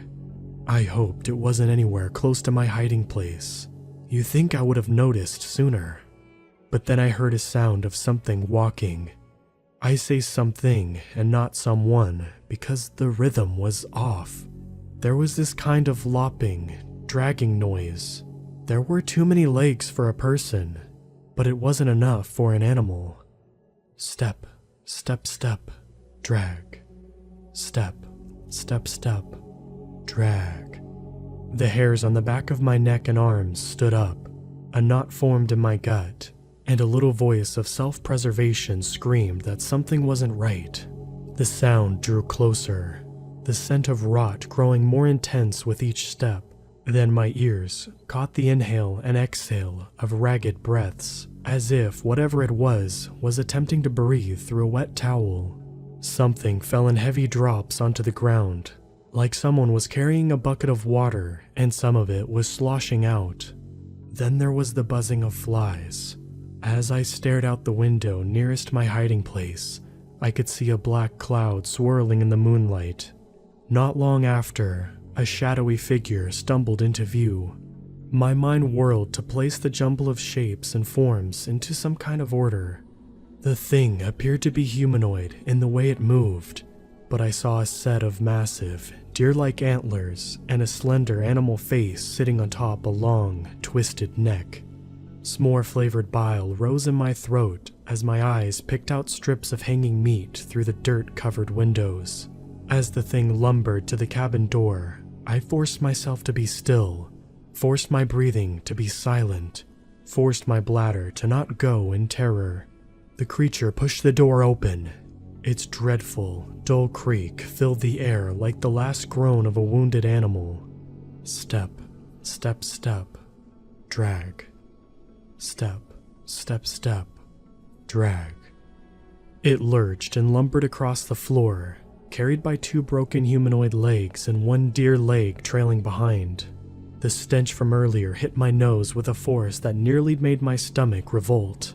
Red bile dripping from the dislocated jaw onto the floor. Shadows enveloped the creature's face, but I knew it was looking for me. This couldn't be real. Monsters and things that searched for kids in the woods didn't exist in real life. This had to be some kind of a sick prank Todd and the others were playing. Someone, one of them, had to see me running off to the abandoned camp area. They got all dressed up and covered themselves in whatever foul-smelling spray this was to scare me. They knew how overreactive my imagination was and were messing with me. The thing grew closer. If this was a prank, it wasn't funny. I wanted to scream for whatever it was to stop it, go back to camp and tell the others that they had found me. However, something in the back of my mind clamped down on my voice. A primal sense that screamed, that this thing was not a person. Step, step, step, drag. The creature stopped in front of my hiding place. My stomach rolled with the stench of decay. What little light shined through the grimy windows illuminated pale, misshapen purple-blue legs. Bones crackled as it bent in half to peer into my den. Red and maggoty bile dripped from its broken, deer jaw, and one of the empty sockets. Warm, putrid breath hit my face, and I could feel myself fill with nausea on the edge of release. We stared at each other for a mind-numbing amount of time. Silence stretched on and weighed heavy and cold. Not knowing what else to do, I pointed one trembling finger toward the door. With a voice filled with tears and terror, I said, The hospital is that way." The dear woman continued her silent stare for a few more minutes. I thought my racing heart would get to me before she decided to, as I stared into her one dull black eye. Then, like a rubber toy, her body slumped in half before rolling back up. Each of her vertebrae popped and cracked as she stood. Finally, she turned and made her slow, shambling way out of the building and away in the direction I pointed. Step, step, step, drag. I'm sure I passed out after she disappeared, or maybe I went into some kind of blackened out state of panic. I can't really remember. I know I had returned to the camp at some point with everyone in a frenzy looking for me. Even the police and an ambulance had been called. Everyone was ready to give me a stern talking to until one of the EMTs noticed the shock on my face. In a way, I got my wish because I was taken to the hospital and later picked up by my parents to go home. And before you ask, no one believed me. Why would they? The story sounded impossible. I wanted to believe it was impossible because things like that aren't real. They only exist in stories told around dumb campfires to susceptible imaginations like mine. So, now that you've heard my story, who wants to play hide and seek?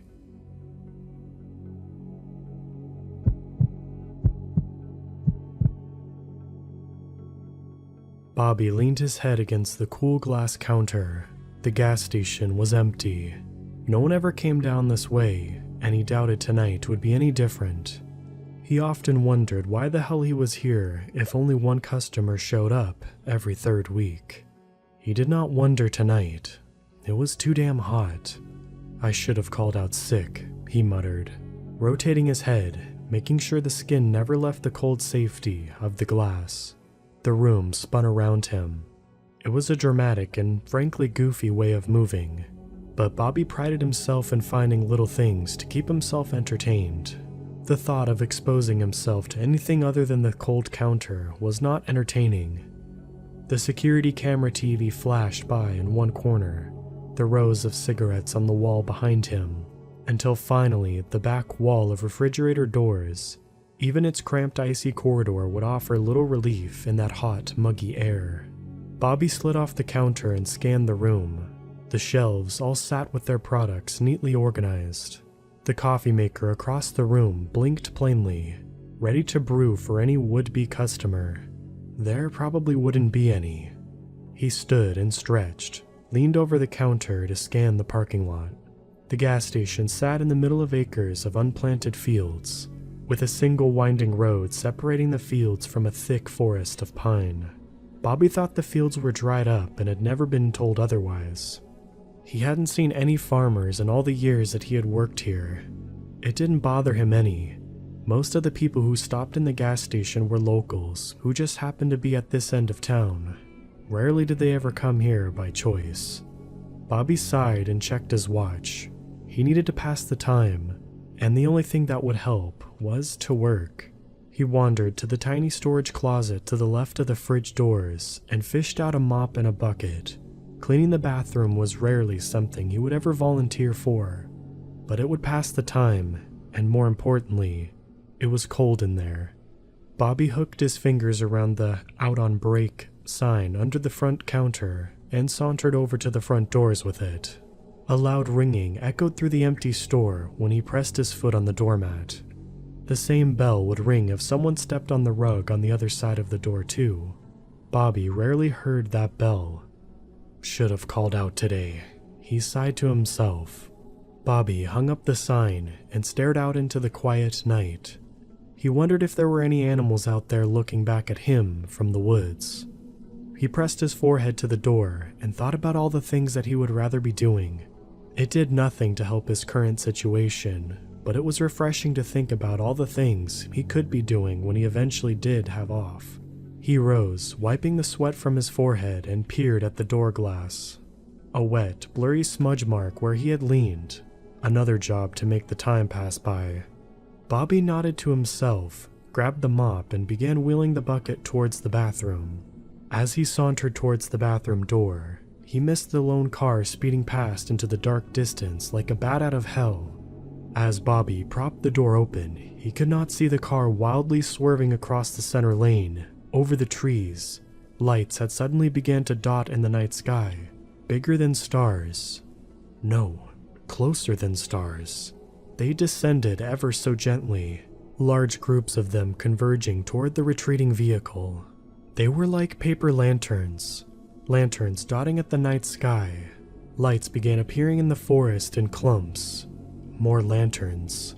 The car banked hard into the open field to avoid a cluster of lanterns that had exited the dense tree line. The car kicked up dirt and rocks and struck something incredibly hard. The front end bucked, bounced into the air, and dipped, sending the car flipping end over end. Its taillights swirled and danced through the night. It came to a complete stop, tilted forward in the dirt as if it had been sent from a cannon some miles away. Because Bobby was wiping down the bathroom mirror, he did not see the man crawl from the wreckage screaming, waving frantically at the gas station. The lanterns began to convene above him, slowly descending from every direction. The man noticed them and began sprinting, yelling louder. Bobby could not hear him over the mop going back and forth across the cool bathroom tile.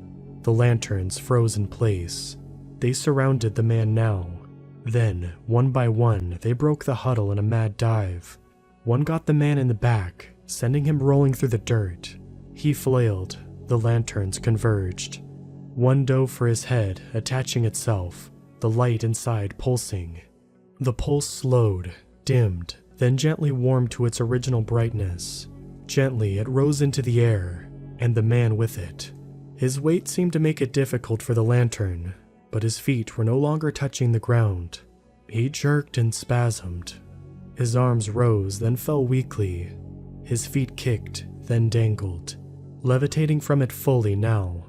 The man and the lantern began floating towards the gas station. As Bobby wiped off the sink and discarded the crumpled paper towels, the floor was still wet and would need an hour or so to dry. He pumped the paper towel dispenser for a final wipe down. It was empty. More work, he muttered. He found the key dangling from his belt and fished out the one for the supply cabinet in the bathroom. He fished out a roll of paper towels and put them in the dispenser. He pumped out one piece of paper for himself and left the other dangling for the next time someone used the bathroom. It would probably be himself.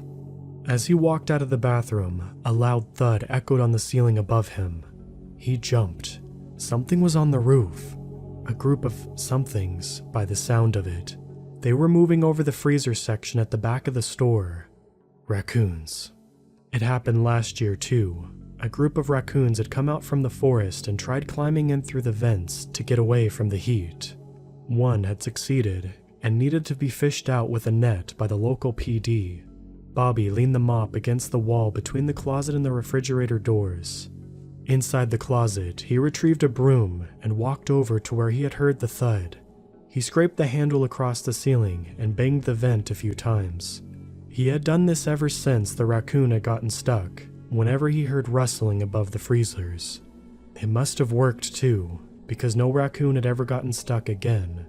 After a few bangs, he had stopped and listened. The rustling continued. I really should have called out today, Bobby sighed. A raccoon had probably made its way into the vent, and he would have to go up onto the roof to confirm. He didn't so much mind the roof. Oftentimes, he would go up there when he knew for sure no one would be coming in to gaze at the stars, which was always. The latter was in the outdoor storage closet near the ice machine. He turned and let out a startling yelp. In front of him was the magazine stand, the gaudy, colorful covers all plastered with faces looking in different directions. It sat against the front windows, and there behind him was the man staring off into the sky. The man stood there, slack-jawed, wearing the most ridiculous hat Bobby had ever seen. His sudden materialization had surprised him. There was something clearly wrong with the man, other than the fact that he was staring off into space outside a gas station people rarely visited. Bobby had a run-in with a junkie 2 years prior. The guy had wandered up to the gas station, probably after hitchhiking, and just stood around the pumps. Bobby asked him if he needed anything, and the junkie just laughed hysterically before falling into a fugue state beneath the lights. Pete, the local PD officer working whenever Bobby did, was usually asleep in the station or watching TV turned up way too loud. Bobby had to call 4 times to get a hold of him. Bobby took 2 steps forward and froze. There was definitely something wrong with the man. Now that he was closer, Bobby could see his jaw twitching up and down, as if he was trying to make words. He was twitching, and his eyes were almost rolled back into his head. Not to mention, he had a nosebleed, the ear facing the window, and a small trickle from the corner of his mouth. Before darting for the phone, something in the distance caught Bobby's eye. The smoldering wreck of a car. Wonderful, Bobby thought, and dashed for the phone behind the counter. As he rounded it, he scowled. The scratching had gotten louder above the refrigerators. The raccoons would have to wait. He ducked under the front counter to retrieve his phone from its charger and dialed the station. "This is Pete," Bobby's phone. "Hey Pete, it's Bobby down at the gas station." "Hey Bobby, what can I do for ya?" Pete mused. Bobby could hear the TV on in the background. "Pete, I'm gonna need some help over here. Looks like a real bad car accident off England Way in front of the station. Driver is here wandering around, looks pretty beat up. He might be on something too." "Ah, really?" Pete muttered. Bobby could hear the seat he was in creak as he sat up. "Yeah, you may want to get on the phone with the Myers in case anything in the field catches, and definitely Zach for the tow. Plus, I think there's a raccoon in the vent again, so bring a net." "And the kitchen sink?" Pete asked, and hung up without another word. Bobby plugged his phone back into the charger. He grabbed the first aid kit nestled in the corner near his charger's outlet and shuffled over to the front door. The man was where Bobby had left him, still staring absently at the sky. He was facing the opposite direction, and Bobby couldn't help but stare at his hat. It was more like a plastic bag, really, but it had the most fantastic light display coming from inside, like a warm glow. Come to think of it, it looked an awful like a lantern you'd release over a lake with a candle inside. Bobby had done that once as a class project in grade school. Bobby wanted to help the man, but didn't want to get any closer if he was on something, so he rapped his knuckles on the door's glass pane. "Hey," he shouted. "Hey, do you need help?" The man turned towards him, but Bobby shuddered. There was something off about the way he turned. Not like a person turning around, but more of a rotation, like a cake on display down at the bakery. It reminded him of his Aunt Carol's Lazy Susan that let her turn the TV to face wherever she was in her living room. "Do you need help?" The man didn't move. He had clearly heard Bobby since he had turned so strangely, but he was making no real indication of responding to, or even understanding what Bobby was asking. "Come on, man," Bobby whispered. Then it caught his eye. The car was still tilted forward like a weird fence post in the distance, but there were lights dancing around it. Not like the ones you saw if you rubbed your eyes too hard, but more like those lanterns. He squinted. There was at least a dozen around the car floating aimlessly. He spotted one in the corner of the parking lot, then 2 more at the pumps. He tilted his head and could make another floating past the corner of the building. He turned to see if there were any on the other side and screamed, dropping the first aid box and scattering its contents all over the welcome mat and making the bell chime in the store. The man was nose to nose with Bobby on the other side of the door. Something was definitely wrong with him. Even though they were nose to nose, the man's eyes were still looking upwards, his mouth hanging slack. "Damn man, you on something?" Bobby shouted through the glass. The man gave no reply. Bobby knelt down to collect the first aid kit. It was one thing to deal with the car accident, another to deal with a bunch of trash floating around the station. But a junkie too? Maybe he had been driving a car filled with Chinese lanterns. "I am definitely calling out tomorrow," Bobby muttered. He put the last band-aid in the box and closed it with a snap. "Look man, the local PD will be here any minute, so if you could just wait by your car, that would be..." He stopped himself mid-sentence. He ran cold in shock. Bobby was still kneeling, but had raised his hand and saw that the man wore only one shoe, the other maybe having flown off in the wreck. He wondered in that instant how the man had been able to sneak up on him in the front of the door. The welcome mat bell never rang. The man was floating. Floating was the wrong word.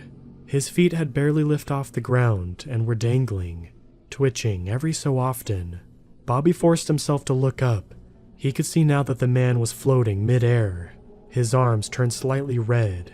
He wasn't floating. He was being lifted. The hat, it looked exactly like the lanterns he had seen floating around the property. But this one was on the guy's head, and it was pulsing. Not too much, but this close, Bobby could see it ripple and waver every so often.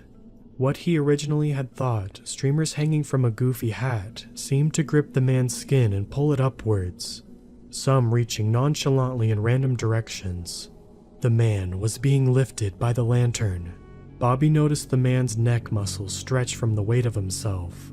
Bobby took a careful step backwards away from the door. The man's hand went upwards, slamming into the glass. It stayed in place for a moment, then streaked downwards, creating a long vertical smudge. The man began whimpering. His face muscles began to twitch. His nose danced like he had a sneeze on the way, and his eyelids danced up and down. The corners of his mouth lifted and snagged, his jaw flipping open and closed like a fish. "Oh, Ben," he croaked. Bobby took another step backwards. The man's hand slapped against the glass again, dragging down to his side. His face twitched again, softer this time. The words came easier. "Oh, Ben." Bobby wondered when Pete would get here. Pete had a weapon, but so did Bobby in case of emergencies. It was in a holster bolted under the front counter. He had never needed it and had been explicitly told to never use it on anything. He questioned whether he would need it now. A crash behind him snapped his attention away from the floating man. The raccoon had come through the vent into the freezer, but the hair on Bobby's arm stood up and his heart jumped into his throat. There were no raccoons in the vents. It was the lantern. It drifted aimlessly behind the rows of drinks. Bobby followed the floating light. The vent crash had knocked over one of the freezer shelves, scattering milk and butter across the floor. The door was still shut, but there was nothing between the lantern and him other than glass now. He walked away from the floating man. "Oh, Ben." There was a plastic hard case above a sunglass display to his right, filled with several knives of different color and size. It had never needed a lock, and Bobby was thankful for that now. Still staring at the lantern, Bobby fished a knife out of the display box and held it between him and the empty glass freezer door. It was a comical hot pink with flames. Bobby didn't care. Whatever these lanterns had done to the man seemed painful. Bobby wasn't going to let it happen to himself. Bobby stepped closer to the glass and watched. The lanterns graced the floor, its tendrils, if that's what they were, gently swept around in every direction. Some of them would rise in the air and gently come to rest. Some touched the spilled milk and recoiled. The lantern bobbed and glided over to the door between Bobby and it. It was filled with light, like a shopping bag that they'd gave you at a local 5 and dime, covering a lone light bulb. Bobby's hands began to shake, but he held the knife in front of himself. Bending at the elbow, he got close enough to the glass. It happened very fast, so fast that Bobby fell backwards after the fact. Without warning, the lanterns reared backwards and lunged at the glass. The feelers splayed out in every direction. It had lunged at Bobby, but the glass held. He could see the underside of the lantern now, and it began shivering. It was filled with teeth and tendrils. The tendrils pulled at the glass. The teeth were all facing in nondescript directions. There were mouths in there. They had no lips and were lined with more of those horrible, jagged teeth. They bobbed open and closed independently of each other. Bobby needed the weapon now. The lantern pulled away from the freezer door. Bobby shakily drew himself up to a crouch. The lantern slammed forward and Bobby nearly fell backwards again, jutting the weapon forward in front of him. The lantern repeated the motion. The freezer door popped open, then closed. The mop still leaned against the wall, 2 refrigerator doors away. As the lantern reared back, Bobby lunged towards it. He grabbed it with one hand and rammed it towards the refrigerator door handle. The lantern was faster, smashing forward and opening the door again. Bobby swung his hand out hard and caught it. The lantern was strong enough to open the door from inside at least, but it had used momentum. There was no strength keeping it open now, and Bobby was able to close it quickly with relative ease. He fumbled for a moment and then jabbed the broom handle between the 3 door handles, burying the lantern inside. Bobby was lucky. 3 more had just come through the broken ceiling. Damn, Bobby gasped weakly. He spun on his heels as he heard more banging from behind him. It had joined the floating man's slapping hand in a horrible chorus. The floating man had now started punching the window. The lanterns didn't seem to have much control over his bodily functions yet, as he couldn't truly form a fist. It had mastered the slapping motion, however, and now the man's half-formed fist smashed repeatedly into the glass. It left small patches of red, which spattered more and more with each hit. Bobby could see the man's hand becoming bent and his fingers in the wrong ways. The floating man kept going. There was, however, a bigger problem. Multiple lanterns had now latched themselves onto the front windows of the store and were attempting to open them in the same way the lantern in the refrigerator had opened the door. Their teeth-filled maws bared at the store, opening and closing in a maddening rhythm. Bobby wanted to look away. They drew themselves backwards and thrusted forwards, each at different times. Thudding into the windows, the glass would not hold for long. Bobby dashed for the front counter just as the floating man's fist broke through the front door's glass in a spray of shards. He attempted to move through the opening, bumping into the rest of the door several times. Bobby fumbled, trying to unholster the weapon, afraid to take his eyes off the floating man. He had started to wildly swing both arms at the glass in an attempt to wipe away the obstruction, ruining the welcome mat on the floor.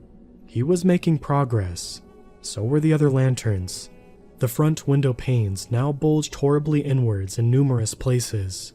Bobby risked it. He bent his head down under the counter, found the weapon and retrieved it from its holster. He heard what sounded like an explosion of glass. One of the windows had finally broken in. He ducked instinctively, ran out the side of the other corner, aimed his weapon. Nothing happened. Damn it, Bobby screamed. His hands were shaking terribly now. He eyed the weapon frantically, searching for the safety. He remembered all the cop shows that always had the stupid criminals forget to take the safety off. Right now, he wished it was the latter.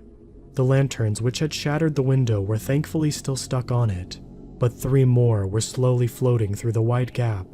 The floating man had successfully cleared the way of the glass of the front door too, and was now gliding through. Bobby found the safety, flipped it, re-aimed, and fired. The first one went wide and threw a bag of chips near the front door. It exploded, sending snacks into the air.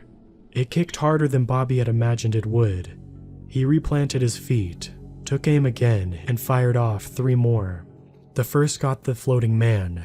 He stopped, rocking back and forth softly from it, then began to slowly advance forward again, his feet grazing the shattered glass shards on the floor with a sound like twinkling stars. The second one had also missed its mark, sending magazines tumbling off the shelf. The third got one of the lanterns still stuck to the glass center mass. It popped like a bubble, sending neon blue liquid across the overturned window. Bobby's hair stood on end. Taking out the lantern had caused a strange electricity to fill the room, like a soft buzzing. More lanterns had grouped outside and were moving towards the store. The 3 lanterns nearest the window had now began wafting inside. Bobby started moving towards the bathroom. He could use the back door, but there was no telling how many were out there. A quick glance toward the refrigerator showed a total of 6 lanterns that had come through the front roof. They were having trouble reaching the glass and still had product in them, but their tendrils were reaching between the bottles and attempting to find purchase. Bobby moved faster. He turned back towards the front windows and ducked just in time to see the lantern whiz over his head. He aimed quickly and fired several more blind shots toward the lanterns while reaching for the bathroom door. He heard 2 of the lanterns explode in a sickening pop. The buzzing filled the air again. Bobby thrust his hand out. Gripping the bathroom door handle, threw it open. In one motion, he spun into the bathroom, aimed and fired one more shot. The floating man was making his way down the row of the bathroom supplies directly toward him. The shot was missed, striking a small travel pillow, sending feathers through the air. The floating man went through them, a few sticking to his shirt and some to the lantern on his head. Bobby's eyes went wild. The store was filled with lanterns now, and more were filling the front windows, front door, and refrigerator. He was surrounded. Out of the corner of his eye, he could see several lanterns rearing back for a charge. He dropped the weapon, sending it across the floor, and slammed the door shut. He reached out to hammer in the sliding lock when the door pushed him backwards. He slid to his feet. The lanterns had charged, hitting the door before he could close, slamming it inwards and nearly off its hinges. Bobby leaned back and rammed his shoulder forward, slamming into the door. He was thankful the lanterns didn't seem to have strength outside of their initial lunge. The lanterns on the other side of the heavy door reached their tentacles around. Bobby was too quick. He jabbed the door into its frame. The tentacles flailed wildly, then came to rest. It looked as though streamers had gotten caught in the door. Bobby turned both the deadbolt and sliding lock and took a step backwards. He took in a ragged, slow breath. 3 more lanterns slammed into the door. Bobby stumbled backwards, slipping onto the still wet tile, and hit his head on the sink with a wet thunk. He fell to the floor, landing on his back. The door had shattered, but the locks held. The door slammed 2 more times. For how long? Bobby's head hurt. He reached his hand back, running it through his hair. His hand was hard to focus on when he put it in front of his face. 3 more lanterns hit the door. A screw from the top lock flew out, bouncing next to Bobby. Bobby looked down at the weapon in his hand. Took some time, and he found the eject button for the magazine and checked it. Only 2 left. The door shuttered again. Another screw popped loose. Bobby rested his head against the cool sink. Something was wrong, but he wasn't quite sure what. He heard sirens. They were getting closer. Bobby tried to stand, but still slick, he was unable to find the footing. A steady pounding had jolted the chorus of rammings against the bathroom door. The floating man was out there. Bobby slid further under the desk. The door was starting to bend inwards. First one, then 2 tendrils began sneaking into the crack between the door and its frame. 3 more slams. The steady pounding was getting louder, both on the door and in Bobby's head. The sirens were blaring. Were they outside? Bobby thought he could hear voices. He heard a shot, a scream. He could hear Officer Pete yelling out someone else's name. Was it Zach's? There was shots now, steady and controlled. Another scream. The fire continued, but somehow it seemed less now. Bobby kept his eye locked on the bathroom door. It was still hard for him to focus. He could see the floating man. The door had started to bend inwards on the top right corner. The floating man seemed to be staring towards him. His arm shot forward through the gap, slapping wildly at the door. Was he looking for the lock? "Open," he rasped. Bobby raised the weapon. His arm was heavy. He closed one eye and tried to aim at the lantern on the floating man's head. Bobby smiled weakly. It really did look like a ridiculous hat. He pulled the trigger. For a moment, Bobby thought nothing happened. It had missed its mark, but not entirely. The floating man's hand had been hit, but to Bobby, it made no sound. The arm hung there, now dangling bent over the opening. Had he stopped? The door continued to shudder as other lanterns pounded against it. Bobby heard Pete enter the store. The door had chimed. He had heard him scream something. Was it at something, or because of something? Bobby couldn't tell. Was that his name? He heard more shots. One of them dented the bathroom door. Bobby could see the protrusion, like a small pimple. 3 more, then a muffled scream. Silence. Bobby looked down at his weapon and back towards the door. The floating man's arm had begun to move again. His forearms wiped helplessly at the door's locks. It left streaks of crimson. Bobby squinted. Something was moving behind the floating man. Another floating man. Did it look like Zach? Bobby couldn't tell. He looked down at the weapon again. The door continued shaking on its frame. The steady pounding had doubled now.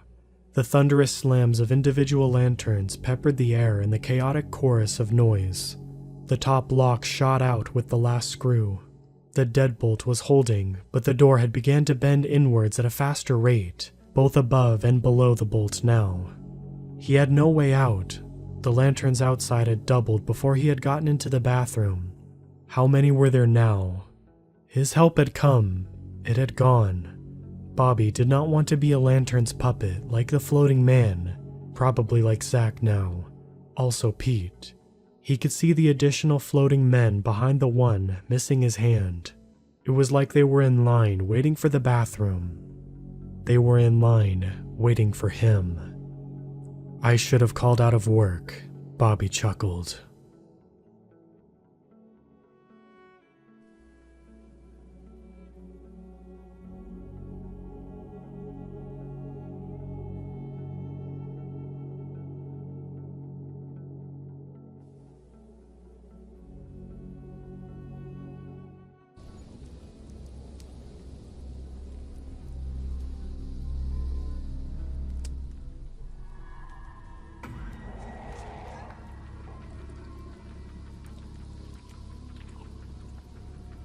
Tonight we're going back to the 1990s, a time when a videotape could appear with no name, no digital trail, and no way of knowing who had been watching, and when a roll of film could reveal something you were never supposed to see.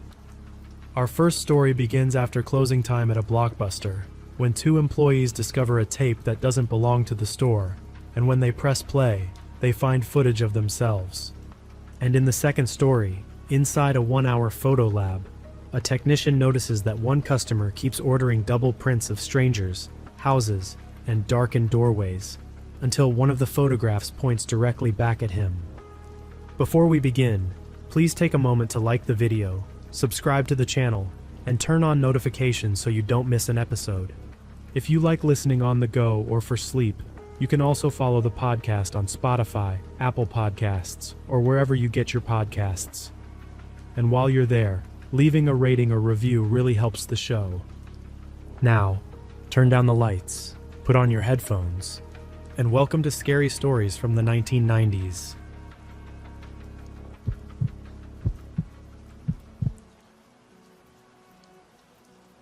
The tape wasn't ours.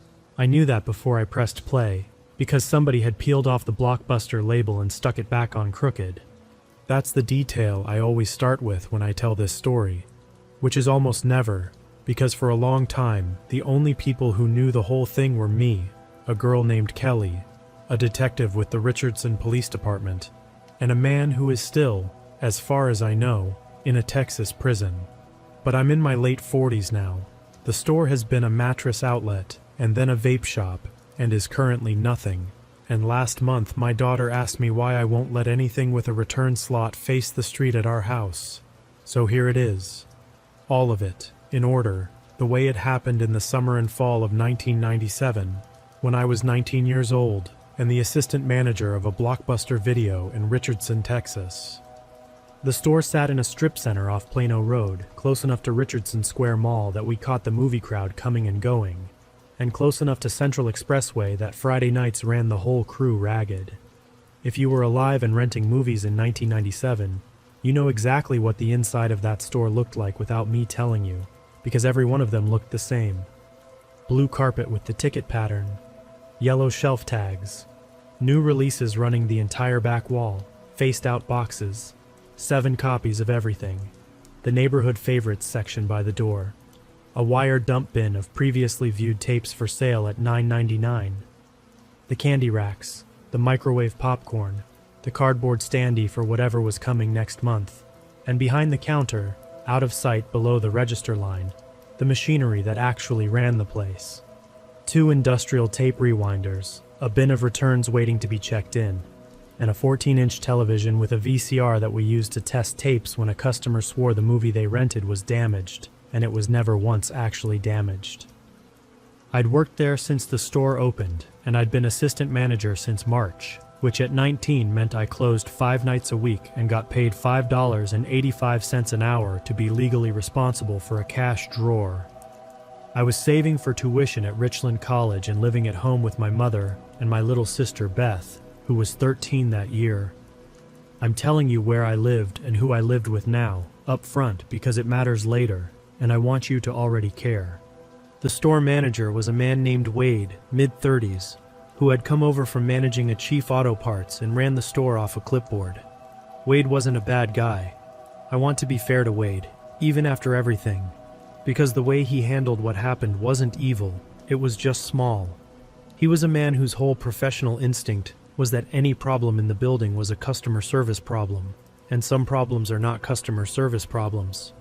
And he found that out the same week I did. The closers, my people, were Kelly and Marcus. Kelly was 20, took classes at Richland during the day, and was the fastest check-in person I've ever seen. She could run a stack of returns through the scanner, eyeball each tape for rewind, and rack the rewinder without ever looking down. Marcus was 17, a senior at Berkner High School, funny, 6'3", and worked weekends.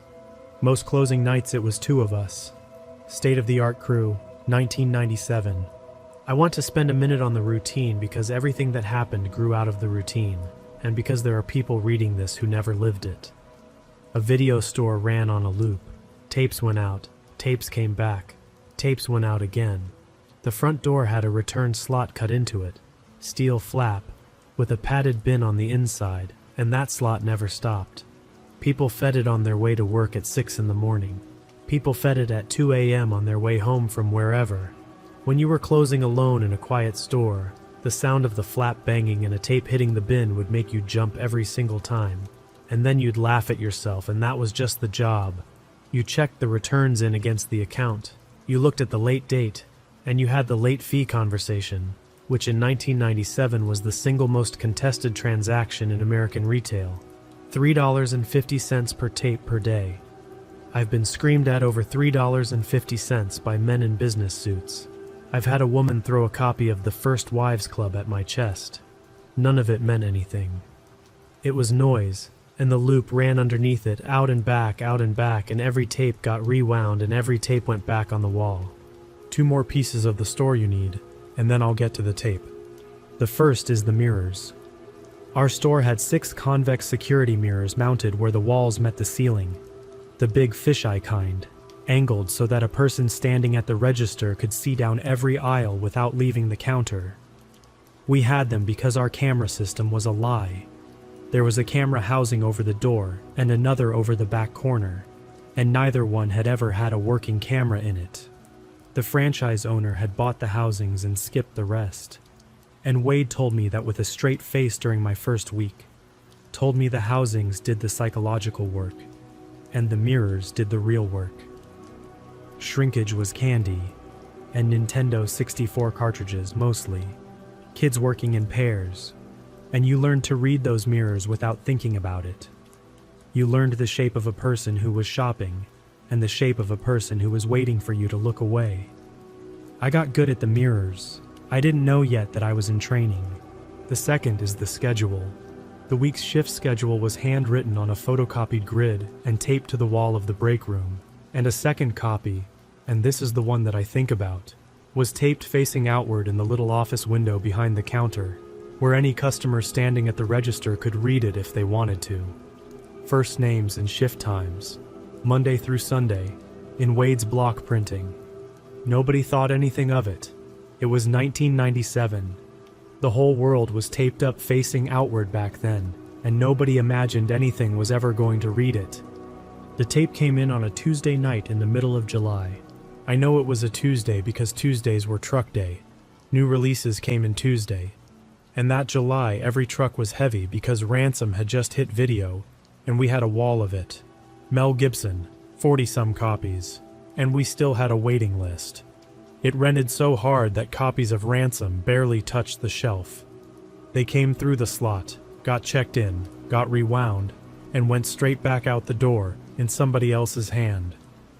Around 10:30, half an hour before close, Kelly was running the return bin, and I was counting the second drawer, and she made a noise, an irritated little sound, and held a tape up over her shoulder in my direction without turning around. The case was one of ours, a Ransom case, our barcode, our sticker on the spine. The tape inside was not. Every rental tape we owned wore a printed Blockbuster face label with the title and our store number, laminated flat by a machine. The tape in Kelly's hand had a label that had been peeled off something and pressed back down by a human thumb, crooked, with a bubble under one corner, and the label was blank. Not our stock. Somebody's personal tape, a standard T120, the kind sold in 3-packs at Eckerd, and it had come through our slot inside our case, checked out to an account. This happened, by the way. Not often, but it happened. People taped over rentals by accident. People grabbed the wrong tape off the top of their VCR. People returned their own wedding video inside our copy of Twister, and came back the next day white-faced to trade. The procedure was simple, and I could do it in my sleep. Pull the account, note the mix-up, set the personal tape in the lost and found drawer, charge the account for the missing movie unless it turned up. Kelly pulled the account. And that's where the night turned wrong for the first time, in a small way. A paperwork way. The kind of wrong that you notice with the front of your brain, while the back of your brain quietly starts paying a different kind of attention.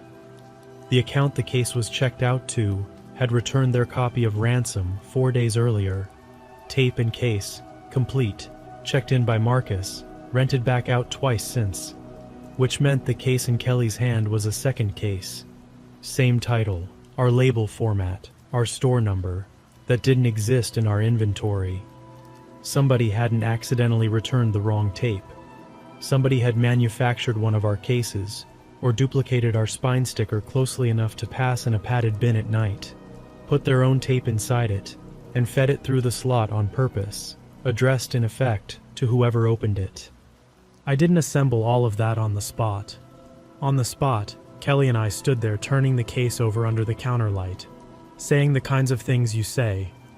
That's weird, that's so weird. And I made the decision that 19-year-old assistant managers make, which is that a mystery tape at 10:45 on a Tuesday was a problem for the test VCR. We locked the front door at 11. I killed the outside sign, left the security lights on over the floor, and while Kelly ran the vacuum, I put the tape in the little VCR behind the counter and pressed play, and the 14-inch screen flickered and settled, and I was looking at our own parking lot. I need to describe the footage carefully, because I watched it 3 times that week. Once that night, once with Wade, once with the police. And it's the most completely memorized piece of video in my life, and I've never seen a single frame of it since 1997, and I never want to. It opened mid-shot. No titles, no leader. The way home camcorder footage always opened. Handheld, but braced against something. A car window frame. We'd figure out later. So the image breathed a little without wandering. It was our lot at night, filmed from the far row of parking out by Plano Road. Maybe 150 feet from the storefront. You could read the glow of the sign. You could see the whole front of the store, the poster windows, the door with the return slot, and the pool of light the entrance threw across the sidewalk. For the first while, nothing happened, and my honest first reaction was relief. Somebody had gotten a camcorder for Christmas and burned tape learning the zoom, filming whatever was out the windshield, and our sign was bright, and that was the whole story. The zoom went in and out. It found a shopping cart. It found the marquee letters, Amateur Hour. Then the timestamp in the corner clicked over past midnight, and the front door of the store opened, and 2 people came out, and the camera stopped wandering. It was me and Marcus. There's no describing what it does to you, watching yourself on a stranger's tape. I knew the night even. Marcus had a rolled-up poster under his arm, a Space Jam standee poster I'd let him take home when the promotion ended, which dated it to late June, roughly 3 weeks before the tape came through the slot. On the screen, 3 weeks in the past, Marcus and I stood on the sidewalk while I locked the door, and we talked about something, and he laughed, and we walked to our cars, and the Zoom followed me. Not Marcus. Me to my Corolla, and it held on the Corolla until my headlights came on and I pulled out onto Plano Road, and then the image cut. The footage jumped, and it was the lot again, different night. Rain on the windshield in this one. The timestamp was 4 days later, closing again. This time it was me and Kelly, and the camera found Kelly the moment the door opened and stayed on her. Out across the lot, into her Civic, and held on the Civic's taillights all the way to the exit. The tape ran 40 or 50 minutes, and it was all of that. Night after night, cut after cut, spread across most of a month by the timestamps. Our closings mostly, but a few daytime shots too. Wade carrying the deposit bag to his truck at 10 in the morning. Marcus on his break eating a Whataburger on the curb. Whoever held the camera had learned our shifts. I understood that while it was still playing, standing behind my own counter with the vacuum roaring somewhere behind me in the dark store, because the pattern was right there in the timestamps. He was never filming on nights I'd have called slow. He knew when we closed heavy and when we closed light. He had our rhythm, the store's whole loop, out and back, and he'd gotten it the same place I'd gotten it, by showing up, over and over, and paying attention. And then the last section started, and everything before it stopped mattering. The camera wasn't at our store anymore. It was across a different, smaller parking lot, in daylight, late daylight, filming the front of an apartment complex. 2-story, tan brick, exterior stairs, the kind that lined every street off Spring Valley Road in those days. A young woman came into frame carrying a plastic Blockbuster bag, our bag, and walked toward the stairs. I knew her, not her name. The police pulled her name off our membership records later, and I'm not going to use it here. I'll call her Carrie, which is close, but I knew her the way you know a regular. She rented 2 or 3 nights a week, always came in alone, always right before close, chatty in a tired way, worked some kind of temp job she'd complained to Kelly about, neighborhood favorites and romantic comedies. She'd been in so often that spring that Kelly used to have her account pulled up before she reached the counter, and she'd stopped coming. I hadn't consciously noticed until I saw her on that screen, and then I noticed all at once, cold. I hadn't seen Carrie in weeks. On the tape, Carrie crossed the lot with her rental in the bag, and the camera came out from behind whatever it had been braced on, and the image went loose and low and moving, walking motion, the frame swinging with somebody's stride, and it was following her, closing on her, and she reached the bottom of the stairs, and a shoulder in a light-colored shirt came into the left edge of the frame, the cameraman's own shoulder, that close now, and then the camera swung down and away, filming asphalt, filming feet, and the audio. The tape had audio, tinny little camcorder audio that had been nothing but wind and traffic for 40 minutes. The audio caught a short high sound and a scuffle of shoes on grit and one heavy soft impact, and then nothing. The camera had been set down on something. A car hood, the police thought later, based on the angle. It sat there, level and patient, recording the corner of the building and an empty parking space for 6 more minutes. Nobody crossed the frame. A door closed somewhere off screen. At one point, far off, a car engine started and faded. The empty space sat in the frame, and the timestamp counted. And I stood behind the counter of a locked video store at midnight and watched 6 minutes of nothing with my hand pressed flat over my mouth. And then the tape ran out of recording and dropped to blue screen, and the VCR's auto rewind kicked in with a clunk that made me jump harder than anything on the tape had. And behind me the vacuum shut off, and Kelly said my name, and I don't remember what I said back. I remember what we did though. We did it right, and I'm still proud of us. We didn't rewatch it. We didn't call anybody's house at midnight. Kelly wrote down everything we could pin. The timestamps, the apartment complex's look, Carrie's regular customer status. On the back of a returns report while it was fresh, and I ejected the tape with a pen through the label hole so I wouldn't put more fingerprints on it than I already had, which is a thing I knew to do from a decade of renting cop movies. And we put it in the office safe with the deposit, and I called Wade at home, and at 8 the next morning I called the Richardson Police Department. A detective came out that afternoon. His name was Del Rio, 40s, quiet, drank the break room coffee without complaining about it. He watched the tape twice in the office with the door shut, and when he came out his face had the carefully blank look that I now understand police wear when a thing is bad and thin at the same time. Because it was thin. He walked me through the thinness himself, at the counter, in a low voice, and I'll compress it. There was no crime on the tape. There was the strong shape of a crime.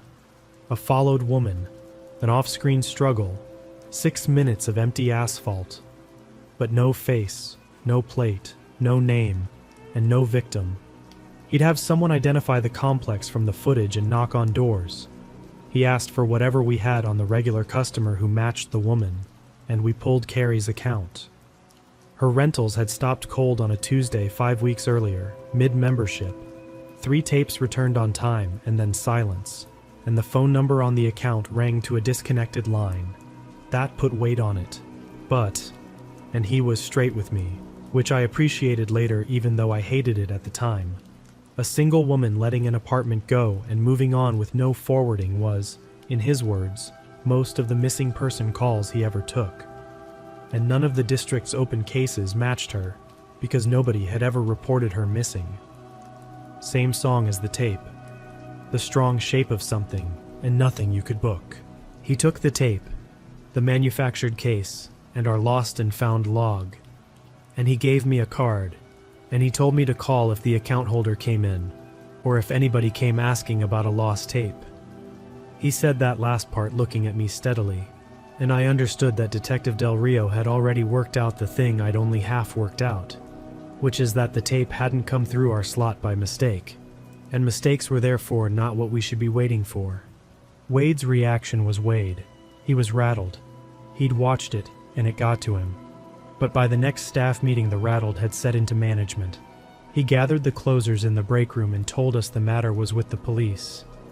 That it wasn't to be discussed with customers or with anyone outside the store. That the company didn't need a Channel 8 situation. And that if anybody asked, nothing had happened. He wrote, "Nothing happened" on the whiteboard and underlined it. I want you to hold on to that image, because for the next 2 weeks, that was the store's official position. And it meant that when the man finally walked in, the only people who knew enough to be afraid of him were me and Kelly, and the only instruction we'd been given was to smile. He came in on a Thursday afternoon, 2 days after Del Rio took the tape, at about 4 o'clock, which I later decided was chosen, early enough that the store was quiet, late enough that the schedule taped in the office window told him I'd be there, because Thursday was one of my doubles, and the whole world could read our schedule. I was alone at the counter. Kelly was in at 5. The man came through the door and didn't browse. That's the first thing I registered about him, before his face, before anything. He came through the door on a line, straight at the counter, and nobody came at the counter on a line except returns and complaints, and his hands were empty. Middle-aged, soft, maybe 50, glasses with a light tint to them, a striped golf shirt tucked into pleated khakis, tucked tight, belt cinched, thinning hair combed with real attention. He was sweating, which meant nothing in a Dallas July, except that our air conditioning ran hard enough that customers complained, and the sweat didn't stop. Everything about him said harmless, and I want to be honest about the fact that if he'd walked in a month earlier, harmless is all I would have seen. A dad. A guy who'd argue a late fee politely and pay it anyway. The whole costume worked. He said he had an embarrassing problem. Those words. He'd returned a tape by accident, a personal tape, home movies, family stuff, irreplaceable, and he was hoping we still had it. And then, without my asking a single question, he answered all of them. And this is the moment my scalp actually moved, standing at that register. He said it would have come through the overnight slot the previous Tuesday, the 14th. He said it would have been inside a case for ransom. And he said, smiling, apologetic, dabbing his lip with one knuckle, that whoever closed that night would probably remember it. And hadn't that been the tall kid and the young lady? Or was that the night both of you were... He caught himself there. He let the sentence die and reshaped it into something about how he was terrible with faces, but it had come out, before the sentence died. Both of you. He knew the tape hadn't been found by the tall kid and the young lady. He knew it had been found by two closers, on Tuesday the 14th, and he was standing at my counter watching my face while he said it. And the tint in his glasses was light enough that I could see his eyes doing something entirely different from what his mouth was doing. His mouth was embarrassed. His eyes were checking in on his tape. The tape was out working, and he'd come by to see what it had caught. Here is where I told the lie, and I've run this moment back 10,000 times, and I still don't fully know where it came from, except that some very old part of the brain took over. I made my face do bored. Retail board, late fee board, the face I made 40 times a shift. And I told him, yeah, that rang a bell. A blank tape in a rental case, no label. I told him the policy on found tapes with no name was they went in the recycler bin, that we bulk erased and resold as previously viewed blanks, and that Tuesday's bin had already been run. I told him I was sorry. I offered him a coupon. I've thought a lot about why he believed it, and I think the honest answer is that the store backed my lie. He had spent weeks studying our routine, a loop that took tapes in and processed them and pushed them back out. And I just described that loop eating his tape, and it was exactly what the store he'd been watching would do. He stood there a moment with his tongue touching his upper lip, doing the same math on my face that I was refusing to show him, and then he thanked me, and took the coupon, and walked out on the same straight line he'd walked in on. The second the door closed, I got the plate, or I tried to. I came around the counter fast and stood at the poster window, and his car was backed into a spot in the far row. Backed in, nose out by Plano Road, in the exact patch of the lot the footage had been shot from, and he crossed to it at a walk that was almost a jog, and the plate was against the hedge, and I never saw it. Beige sedan, a Cutlass Sierra, or something in that family, brown pinstripe. I wrote all of it on a returns report, along with every word of the conversation while it still rang, and I called the number on Del Rio's card, and then I called Wade, in that order, and I want that on the record, in that order. Del Rio came out that evening and took me through it twice. The detail that sat him back in his chair was the date and the case title. Those had never gone past the police, Wade, Kelly, and me.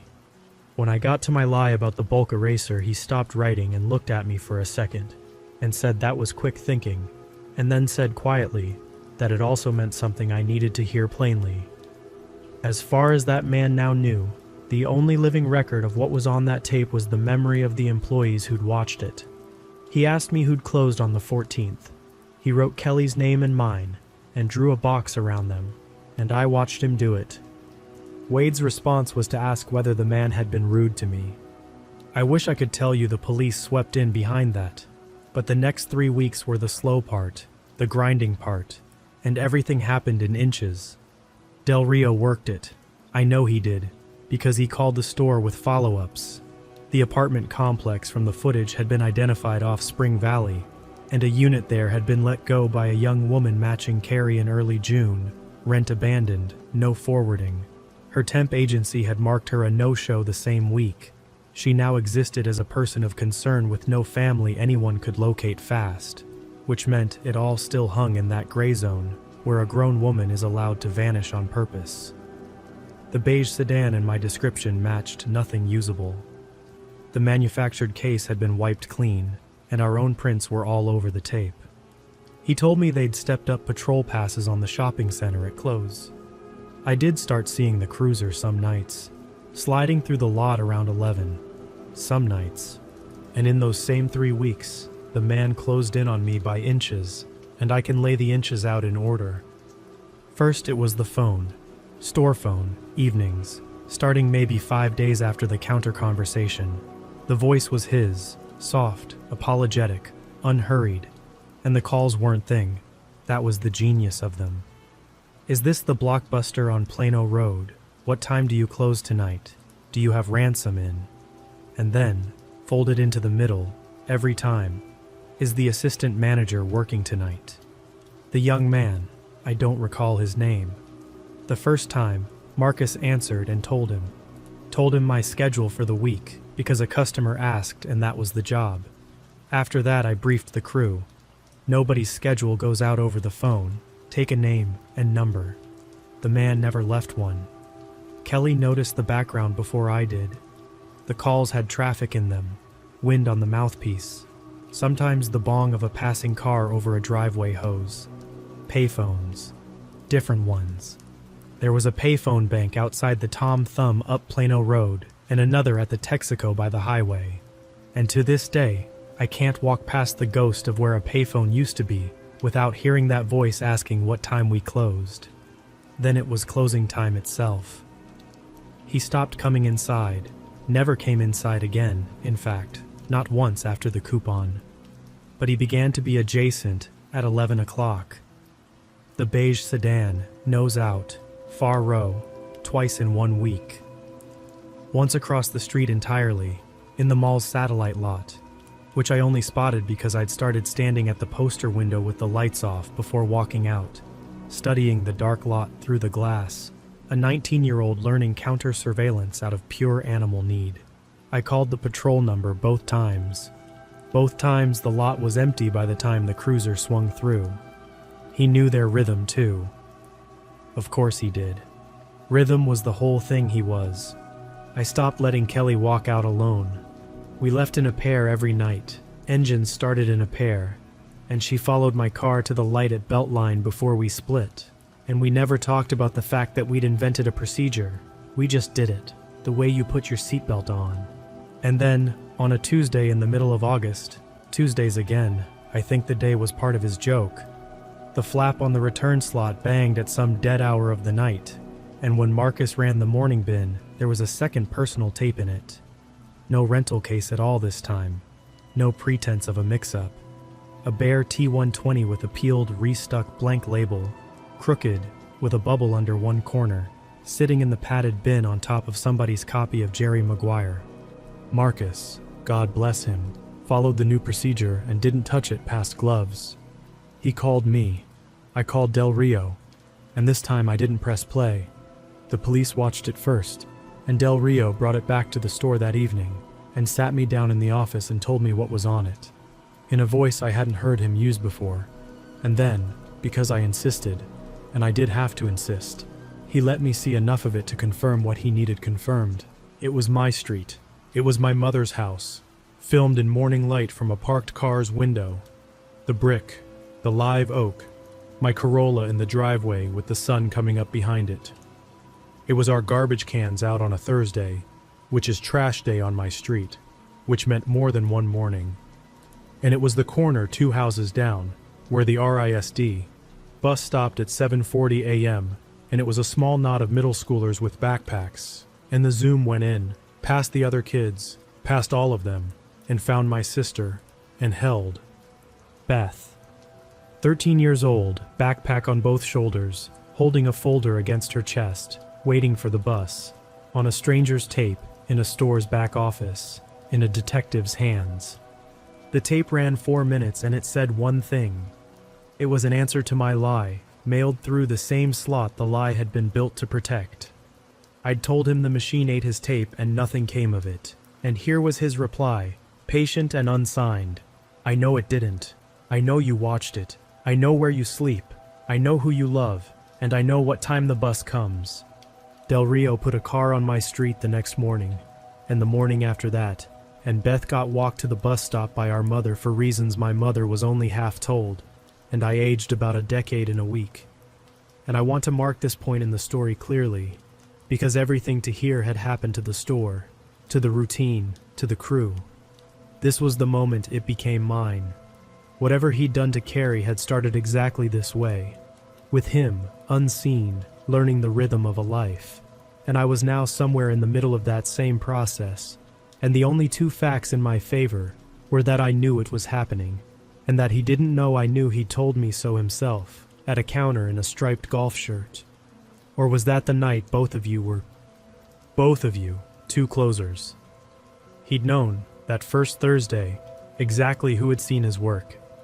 And in the second week of September, on a night when the schedule in the office window said the two names he had a box drawn around in his own head were closing together, he came to collect us both.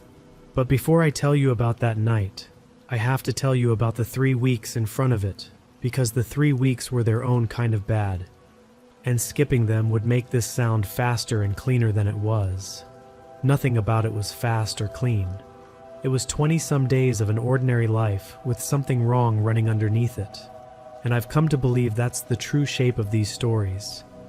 Not the night everything happens, but the long stretch where you carry it around while the rest of the world rents movies. At home it was lies of omission, approved lies, and I hated every one of them. Del Rio had sat with my mother once, early, and given her the sanded-down version. An unstable customer had fixated on the store. There had been some concerning behavior. Patrols were watching the street as a precaution. All true. All missing the tape of her daughter at the bus stop, which he and I had agreed, in the office, that she didn't need in her head while it was being handled. And I signed off on that, 19 years old, deciding what my own mother could carry, and I still don't know if it was right. So my mother walked Beth to the corner every morning under the polite fiction of new neighborhood caution, and Beth complained about it the way 13-year-olds complain, loudly at breakfast. And I sat there eating cereal with the actual footage running behind my eyes, and I learned that you can hold a spoon steady while doing that. It's a skill. I've never been proud of having it. I did my own counter work too, because sitting still had stopped being possible. Our membership system could pull account histories, and I spent 2 closes going through it with Kelly. Every mail account with rental activity that dropped off or went strange around mid-July. Every account opened in the last year with daytime-only rentals, anything. It was a haystack with no needle. Our store carried over 11,000 member accounts. The fields were name, address, phone, and drive-off history, and nothing in a 1997 video store database was built to answer the question, who here is watching us? We found nothing. I learned after the arrest that his account was 9 rentals in 2 years. All daytime, all on time. A file so quiet no search I could invent would ever have surfaced it. He was in our own records the entire time, filed under clean. I think about that more than almost any other part of this. Then there was the evening at the Tom Thumb, which I've never been able to prove was anything, and which I'm certain to my bones was something. First week of September, a Wednesday, my night off. My mother needed milk and I drove up Plano Road at around 9, and the payphone bank stood outside the store's entrance, 3 phones under one steel canopy, and as I walked from my car, a man was standing at the middle phone with his back to me, pleated khakis, soft build, thinning hair under the sodium light, and I stopped walking in the middle of the parking lot. Just stopped, between a cart corral and somebody's minivan. And as I stood there, the man hung up and didn't turn around, and walked away from me down the front of the store and around the corner past the ice machine, unhurried, and was gone. I never saw his face. I stood at that cart corral for a minute, and then I went to the middle phone and put my hand on the receiver, and the receiver was warm, and I called the store from it, from that exact phone, and Marcus answered, and I asked him, my voice doing its best impression of bored, whether anybody had just called. He said, yeah, actually, a minute ago. Some guy asking if I was working tonight. He told him no, night off. I drove home the long way, watching my mirrors the whole time, and I didn't buy the milk, and I've never told my mother why there was no milk, and if she ever reads this, that's why, Mom. That's why there was no milk.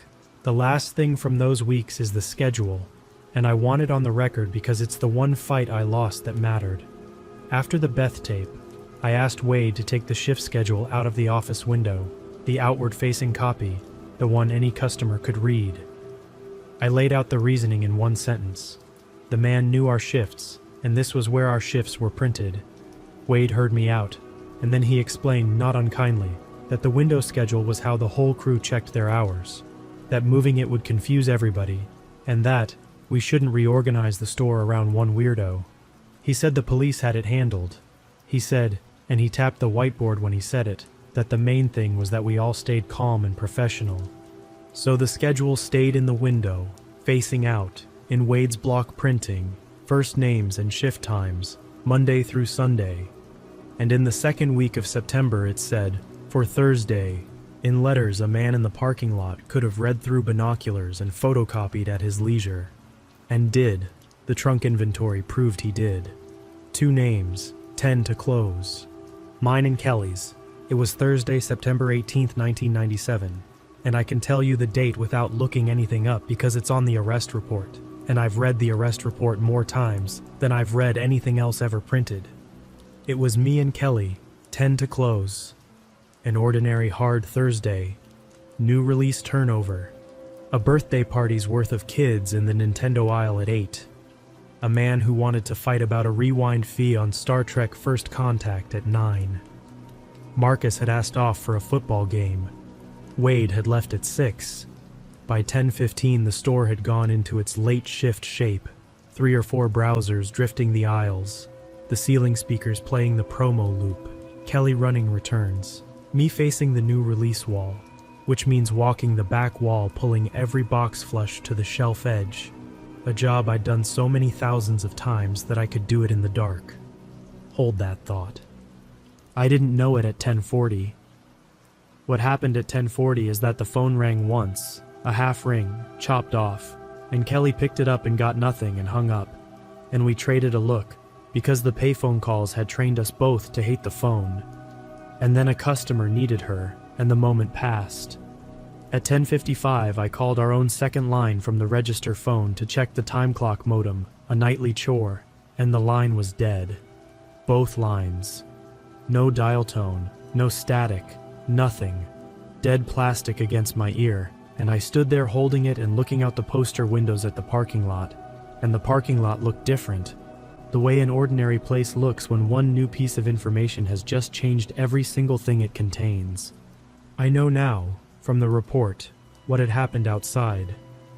The phone line came down the strip center's rear wall to a junction box by our stockroom door, and it had been cut, cleanly, along with the line to the empty suite next door. He'd either not known which was ours, or not cared. What I knew that night was less and worse. The calls had always been him checking whether I was working. Tonight nobody had checked, and now the phone was dead. It didn't take detective work. It took subtraction. Here's what I want you to understand about the next 20 minutes, though. The last 20 minutes we were open. Nothing happened. That's what a real siege is. The movies get it wrong. Customers checked out. I smiled, ran cards through the knuckle buster when the deadline killed the card machine, and blamed the phone company out loud, laughing while my eyes went to the mirrors between every sentence. Kelly caught it off my face inside a minute. She asked me nothing in front of customers, just moved to the counter and stayed inside arm's reach of the silent alarm button, which lived on a bracket under the register lip, wired straight to the alarm company on its own cellular box, the one piece of the store's security that wasn't a lie, and which Wade had shown me exactly once, in March, saying we'd never need it because the housings over the door did the psychological work. At 11, I walked the last 2 browsers out, a couple renting Fools Rush In, and I've wondered for 28 years whether they ever knew what store they were standing in. And I locked the front door behind them, and threw the top bolt, and killed the sign. Store policy after lockup was written down somewhere, and it was this: 1 closer runs the drawer counts, 1 walks the floor, straightening, pulling stray tapes, checking the restroom and the stock room, then lights out, alarm on, out the front in a pair. The floor walk took 10 minutes, and I'd done it over 1,000 times, and until that September I'd never once thought of it as searching the building. That night I stood at the counter with the keys in my fist and looked down the length of the store at the aisles I knew by heart, the head-high rows of action and comedy and drama running away from me under the security lights, 40 feet of shelving you couldn't see over or through, and above them the 6 fisheye mirrors holding their 6 warped little copies of the room. And I did the math I should have done at 10:40. I'd watched the door all night, but the door had been unlocked for 13 hours, and I hadn't watched it for 13 hours. And a man whose entire art was rhythm, who knew our promo loop, our slow hours, our floor walk pattern, what time the last browser left, which of us counted the drawer, didn't have to come in at the end of the night at all. I never said any of this out loud. What I said was Kelly's name, once, quietly, and she looked at me, and I looked down the store, and that was the entire conversation.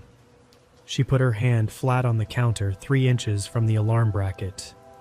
And because the button had to be held for a 2 count, and because we didn't actually know anything yet, and because 2 teenagers who set off a silent panic alarm over a dead phone line were going to have a very Wade morning ahead of them. I'm being honest about every factor that was in my head. I did the floor walk.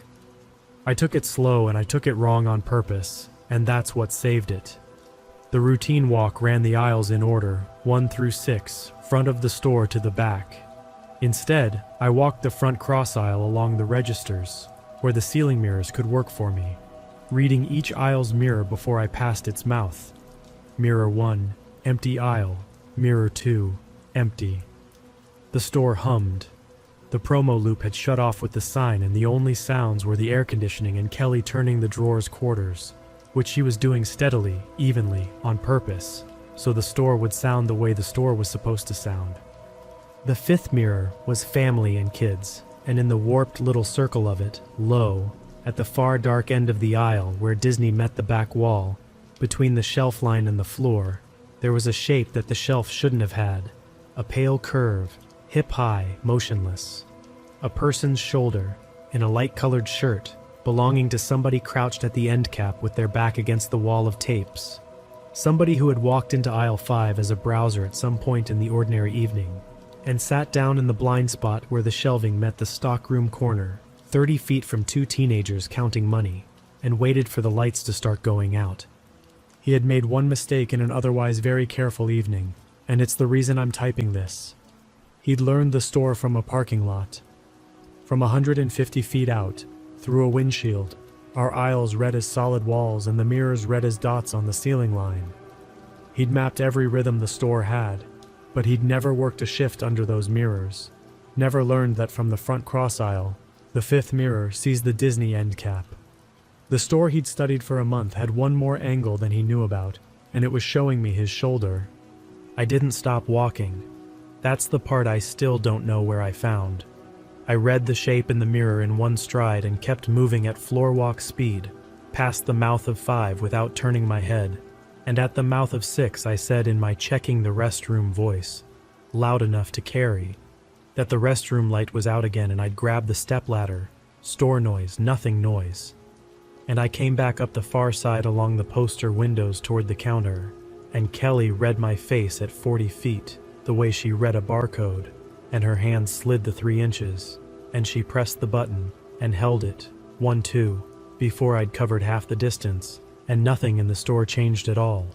No siren, no light. The alarm was a cellular whisper to a company in another city, and the store hummed on, and somewhere behind me in aisle 5, a patient man crouched in the dark, 30 feet away, not knowing the police were already rolling. The dispatch log says the alarm company received the panic signal at 11:18, and Richardson PD logged the call at 11:19. And the first unit, which had been running the stepped-up passes Del Rio had set weeks before, and was 4 blocks up Plano Road at a gas station, marked arrival at 11:22. 4 minutes. I've lived whole years shorter than those 4 minutes, because at 11:20 he stood up. I think he'd heard the wrongness by then. The floor walk that never finished. 2 closers now, both behind the counter, the lights that weren't going out on schedule. Kelly saw him first, in the mirrors, the pale shirt rising up out of family and kids at the far end of the store, and there was no crouch about him anymore, and no browsing, and no costume. He came up the length of aisle 5 at a fast, flat walk, one hand down at his side holding something short and dark that the arrest report would inventory as a stun gun, and the other hand carrying a folded pair of ratchet tie-down straps. And he wasn't coming at the front door. He was coming at the gap in the counter, the swing-through by the rewinders, the entrance to the employee area, to the office, to the safe, to the 2 names in the box. And I'd love to tell you I did something from a movie, but what I did was throw the bolt on the counter gate and put my back against it with the register between me and the gap, and Kelly stood on the button she no longer needed to hold and screamed the store's address into the dead phone anyway, on pure adrenaline. And the man reached the counter gate and put his weight into it, twice, close enough that the gate jumped against my spine, close enough that I could hear him breathing through his nose, fast and even, workmanlike, a man dealing with a stuck drawer, and the parking lot outside went red and blue. He stopped pushing the instant the light changed. That efficiency is the thing my body remembers most. No panic, no freeze. The weight just left the gate, and he turned and went away from the light, down the back cross aisle at a run, through the swinging door into the stockroom, where the rear delivery door had a panic bar and opened onto the alley behind the strip center, and where the second unit, following the protocol Del Rio had written for this address after the Beth tape, was already parked in the alley with its lights off.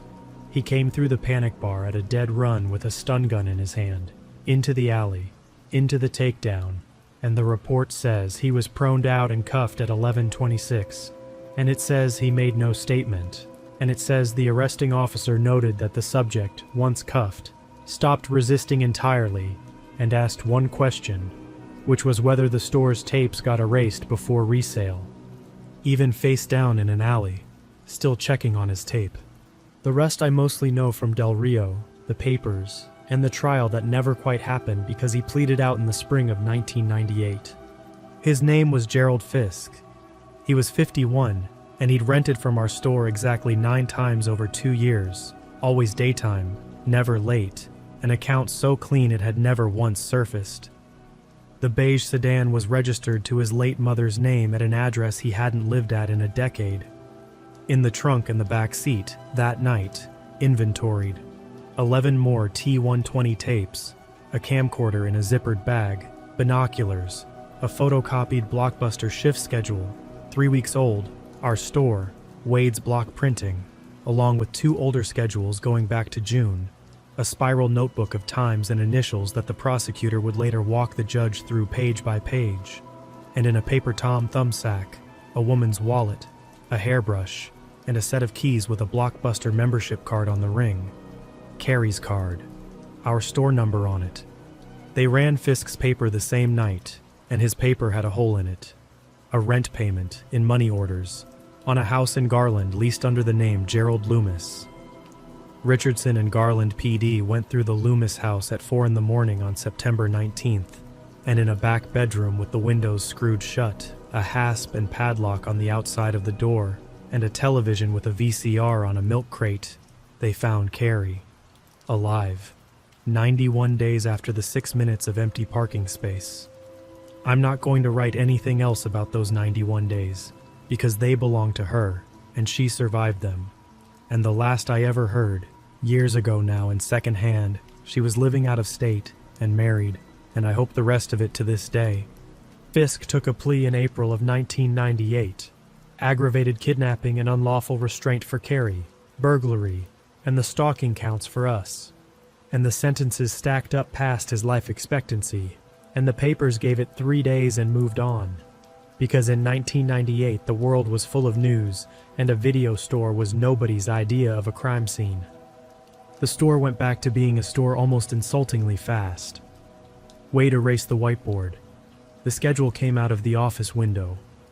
I took it down myself the day after, and Wade never said a word about it. Kelly finished her associates and moved to Austin in 1999, and we still talk every September 18th, every year, about nothing, for about 10 minutes, and it's one of the most important phone calls in my life. Marcus is a coach now. I left the store in 2000 for a real job, The store left the world a decade after that, and the 14-inch TV and the little VCR went into a dumpster somewhere, along with the rewinders and the mirrors and all of it. One more thing, and then the ending, which isn't mine. It's from the search inventory, and it's the reason I finally wrote all this down. When the police went through the Loomis house that night, past the padlocked door, they photographed everything, and Del Rio showed me one photograph months later because he said I'd earned the whole picture. It was the living room, an armchair, a TV tray, a rented videotape on top of the VCR in its blue and yellow case, 9 days overdue, our sticker on the spine. The movie he had meant to return was still sitting in his VCR when police searched the house.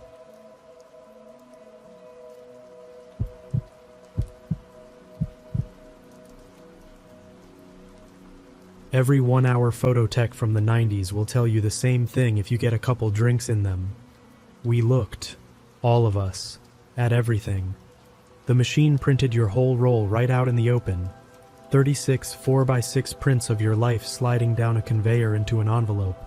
And the person running that machine saw every single one. Birthdays, new babies, vacations, girlfriends the wife didn't know about. We saw it. We sleeved it. We handed it across the counter with a smile and said, "That'll be $8.49. Have a great day." I'm telling you that up front so you'll believe the rest of it, because the rest of it only happened for one reason. I looked. In 1994, I was 22, taking what I kept calling a semester off from Wichita State that had quietly turned into 3 semesters, and I worked the photo counter at a 1-hour lab in Town East Square, out on the east side at Kellogg and Rock Road, biggest mall in Kansas. Dillard's on one end, Penny's and Sears holding down the rest. A food court that smelled the same every day of its life.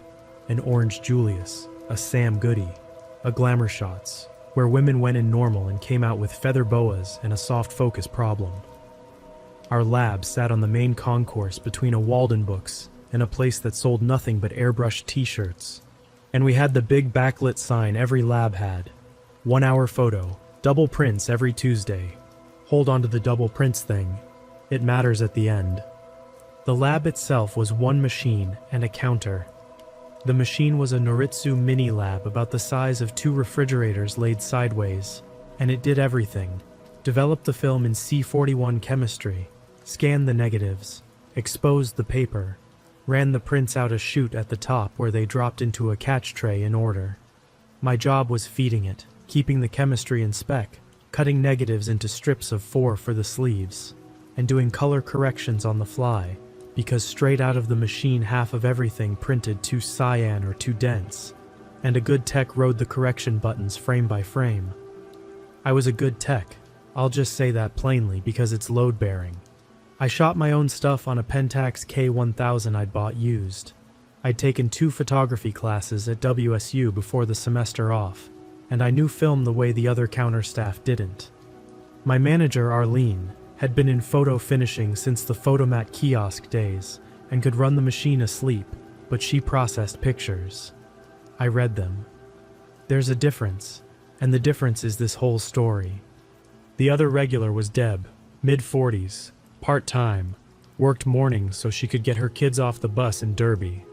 Deb's contribution to history is that she's the one who took in the first role, and she remembered him, and what she remembered turned out to matter. Now. The job had rhythms. January was dead. Spring break brought the beach rolls. May brought proms and tornado season, sometimes in the same envelope. Every roll of film in Wichita eventually crossed somebody's counter, ours or Walgreens or the Dillon's grocery lab, and after a few months, you'd seen the whole catalog of what people photograph, and I can tell you the catalog is short. People photograph what they love and what they can't believe. That's it. That's the whole list. Although, and I need to give you this, because without it my judgment in this story means nothing, the list has a weird back page, and a working tech saw the back page every week. There were rolls that stopped you cold and turned out to be nothing, and learning that was part of the trade. My first month, I ran a roll that was 24 frames of headstones, different cemeteries, close-ups of the dates, and I about called somebody, and Arlene looked at 2 frames and said genealogy. Retirees did it all the time, she said. Photograph the family graves before the weather takes the carving. She was right. The man who picked it up wore a Korea veteran's cap and tipped me $1. Another time it was a whole roll of 1 intersection, crumpled cars from 9 angles, skid marks with a tape measure laid beside them. And that one was an insurance adjuster, obviously. And the only thing wrong with me for wondering was that I was new. Wrecks, dead deer, a burned kitchen, a neighbor's fence photographed for a lawsuit, teenagers with somebody's dad's gun posing in a basement. The drawer of almost alarming was deep, and 99 times out of 100, there was a boring adult reason standing right behind the print, holding a clipboard. So understand, I wasn't a jumpy kid looking for a monster in the tray. By March of '94, I'd been trained out of jumpy. I knew the boring reasons. I went looking for the boring reason the way Arlene taught me, every single time. Which is why the first roll stopped me, because it wasn't either one. Envelope G. Sutter, no phone number. 24 exposures, Kodak Gold 200. Prints, 4x6, glossy, double. It came in on a Tuesday in the middle of March, dropped with Deb in the morning, picked up same day. I ran it around lunch. 24 frames, and I still remember the tray filling up and the feeling of my attention shifting, 1 frame at a time, from bored to something that didn't have a name yet. Houses, that's all. Houses at dusk, shot from across the street. A tan ranch house with the porch light on. The same ranch house from a different angle. A split level with a basketball hoop over the garage and a Plymouth Voyager in the driveway.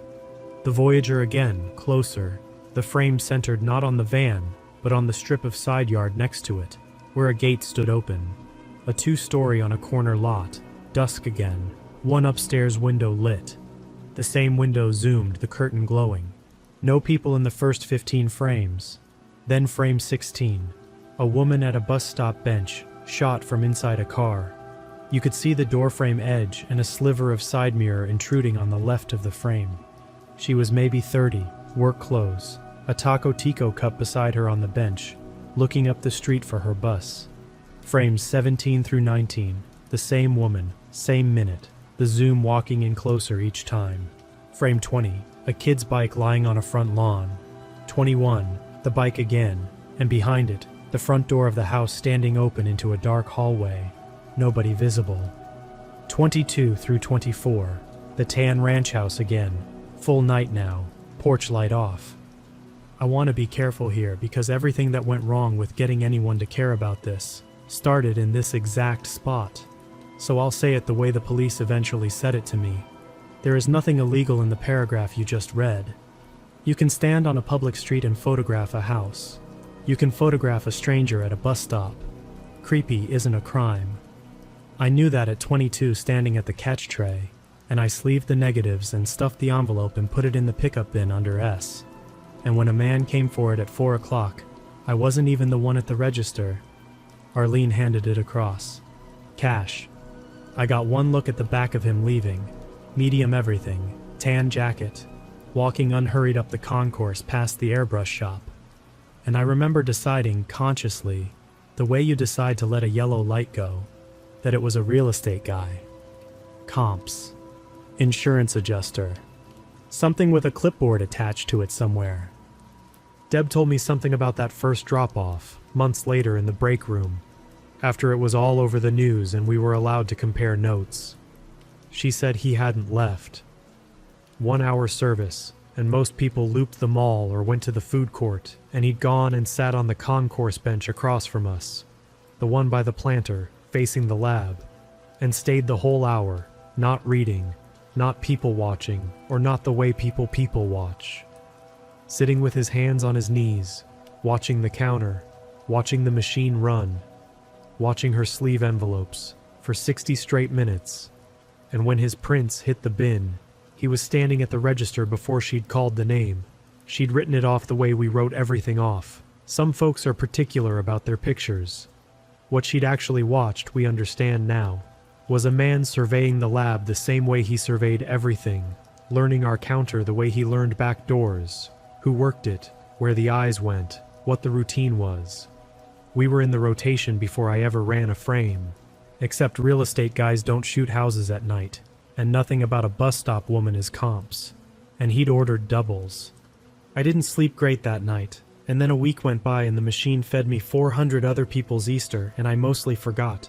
That's the true part nobody likes. I forgot him for a while. You would have too. Envelope. Paul Reese. No phone number. 24 exposures. Kodak Gold, 200. 4x6, glossy, double. Second roll, first week of April. Different name, different handwriting on the envelope. And I'd learn later the handwriting thing was its own piece of work, because he wrote each alias in a different style, slanted for one, printed for another. And he kept them straight, roll after roll for months. Deb took this one in too, and Deb's the one who flagged it, sort of, by accident. She mentioned it at shift change the way you'd mention weather. Another one of those house rolls, she said. Guy gave her the creeps, wouldn't put a phone number on the envelope, said he'd just come back. I ran it personally. More houses. A new neighborhood this time. I recognized a street sign in frame 9, blue stem, which put it east side, not far from the mall, and that's the first time his photographs attached themselves to real ground I could drive to, because up to then the houses had existed nowhere, the way pictures do. This roll had people. A man in his 50s getting his mail, shot long. A garage interior, shot from the street. Shelves and a deep freeze visible in the dark past a parked Buick. And 6 frames, 6, of the back of a yellow house from what had to be an alley. Back door, back windows, a swing set, a dog run with no dog in it. Here's what I did that I'd never done in a year and a half at that counter. When I cut the negatives, the machine's cutter left me one orphan strip, and instead of sleeving everything into the envelope, I pulled the test print. I should explain test prints, because this is the part of the job nobody knew existed, and it's the reason any of the story ends the way it ends instead of some other way. When the chemistry drifted or the paper lot changed, we ran calibration, and when a frame came through badly exposed, the machine sometimes double-fed, or the tech reprinted with corrections. And the bad copies, the rejects, the tests, the doubles that shouldn't exist, went into a drawer under the counter to be counted against paper inventory at the end of the month and thrown out. Every lab had that drawer. Customers never heard about that drawer. What it meant, practically, was that the lab sometimes kept a frame the customer didn't know had ever been printed. Frame 4 of the Reese roll had come through dense, and I'd reprinted it, and the dark first copy went in the reject drawer, and that was all true and normal, and by the book. What wasn't by the book is that at 9 that night, after close, I ran 2 more frames dark on purpose, called them rejects, and put those in the drawer too. The 6-frame yellow house sequence bothered me that much. I wanted the lab to remember what I'd seen, in a way that didn't depend on me. 22-year-olds don't usually get to be right about the thing they're most afraid they're being dramatic about. I'd trade it back if I could. Envelope, M. Kessler. No phone number. 36 exposures. Kodak Gold, 200. 4x6, glossy, double. Roll 3 came in the last week of April, and Roll 3 is where I stopped wondering whether it was the same man, because Roll 3 is where the film told me. Different alias. 36 exposures this time, dropped at lunch rush with Arlene, and Arlene's description at shift change matched Deb's, matched the tan jacket. Pleasant, forgettable, cash, no phone, I'll just come back. I ran the roll after close with the gate down over the counter and the mall going quiet outside, which in hindsight is a strange choice, developing a stranger's surveillance photography alone at night in an empty mall, but I'd stopped being able to run his stuff with customers around. It felt wrong to run his film around normal people. I didn't want anyone standing at my counter looking at their kid's birthday party while that came down the conveyor. The content had moved. That's the only way to put it. The houses were still there. The yellow house was back, 4 more frames of its rear elevation, and 1 frame shot straight down the alley showing how the yard gates lined up. But half the roll was now people, and the people frames had changed character. The bus stop woman from March was in this roll. Same woman, no question, different day, walking with groceries. The frame after her was her front door. The frame after that was the door again at night. And a new subject, a family. Frames 19 through 28, one family, tracked across what the light said was at least 3 different days. A dad mowing. 2 kids on bikes in a cul-de-sac. The mom, and this frame is the one I'd end up describing to police more times than any other. The mom at a Dillon's register, shot from the parking lot through the storefront glass with a long lens, unloading a cart, her head turned to laugh at something the checker said. Somebody had stood in a grocery store parking lot in Wichita, Kansas, in the spring of 1994, and photographed a woman laughing inside, and then driven that film to my mall and paid $3.99 plus tax for me to make him 2 copies of it. But I said the film told me it was one man, so let me pay that off, because this is my favorite part of the story, and the only way any of this can have a favorite part. Every camera has a film gate, the rectangular frame the film sits behind when the shutter opens. If the gate has a burr on it, a tiny nick in the metal, from a drop, from grit, from the factory, it scratches the emulsion the same way on every single frame that camera ever takes.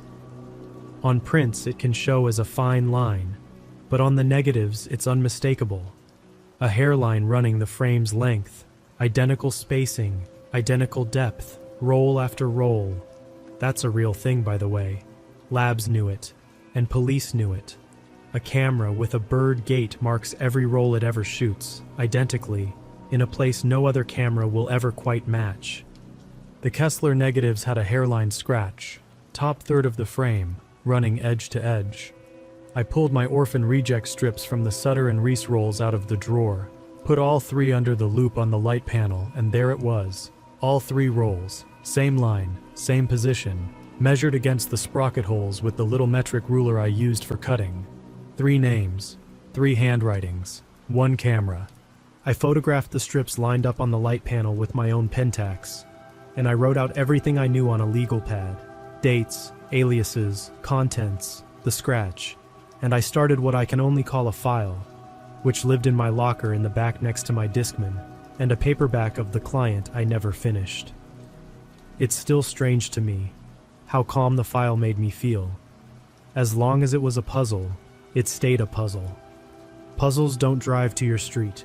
2 things happened in May, and I'll take them in order.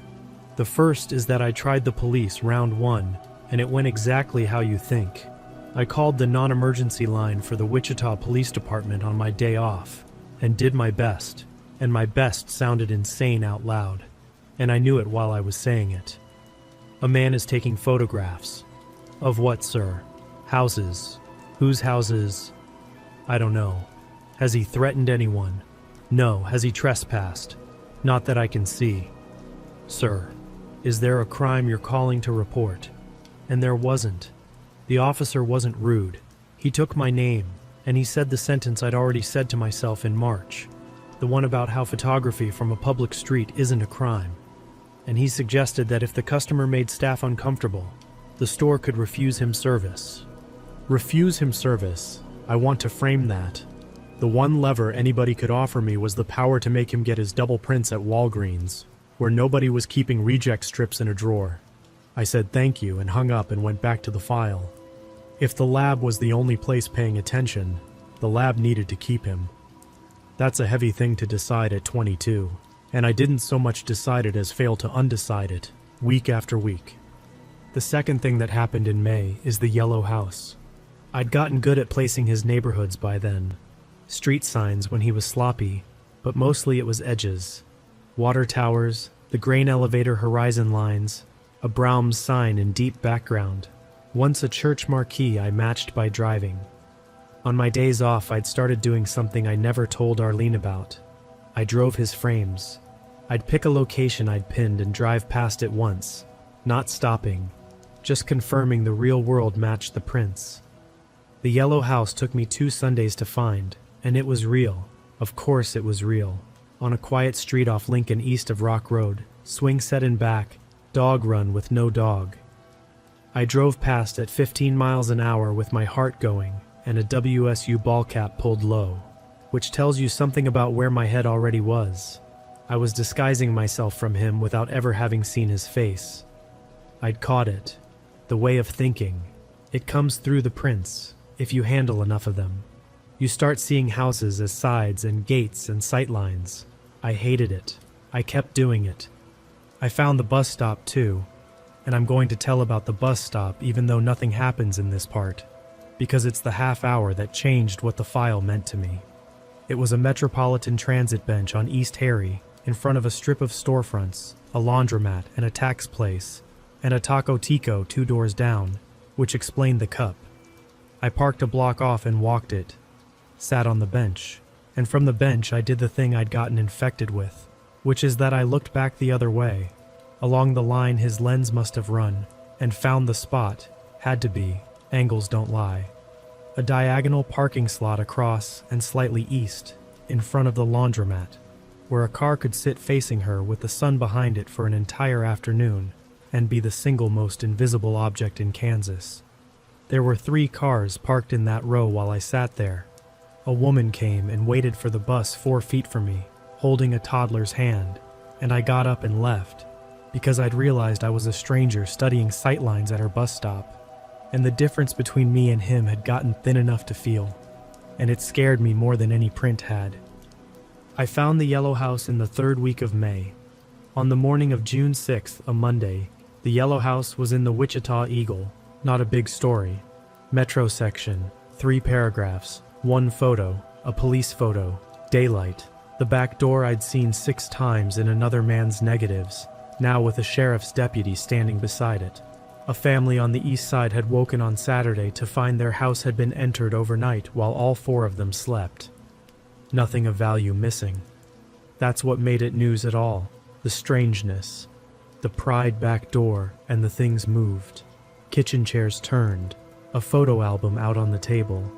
The story used the word burglary because there wasn't a better word in the paper's kit, and it said police were looking into whether it connected to 2 similar incidents in the spring, both east side, both entries at night while residents were home, both with nothing much taken. I stood at our kitchenette counter in my apartment with the Metro section flat in front of me, and the reject strip from the Reese roll in my other hand, and I don't remember deciding anything. I remember being in the car. I will say this for the Wichita Police Department. The second conversation was different, because the second conversation started with me putting photographs of the victim's back door on a detective's desk, developed from film that had crossed my counter 5 weeks before the crime, wearing a date in the negative numbering, matched by a physical camera scratch to 2 other rolls full of other houses.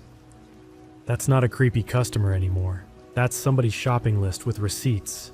The detective's name was Brandt, Crimes Against Persons, a heavy-set man in his 50s with reading glasses he wore on a cord, and a way of going very still while he listened that I came to rely on.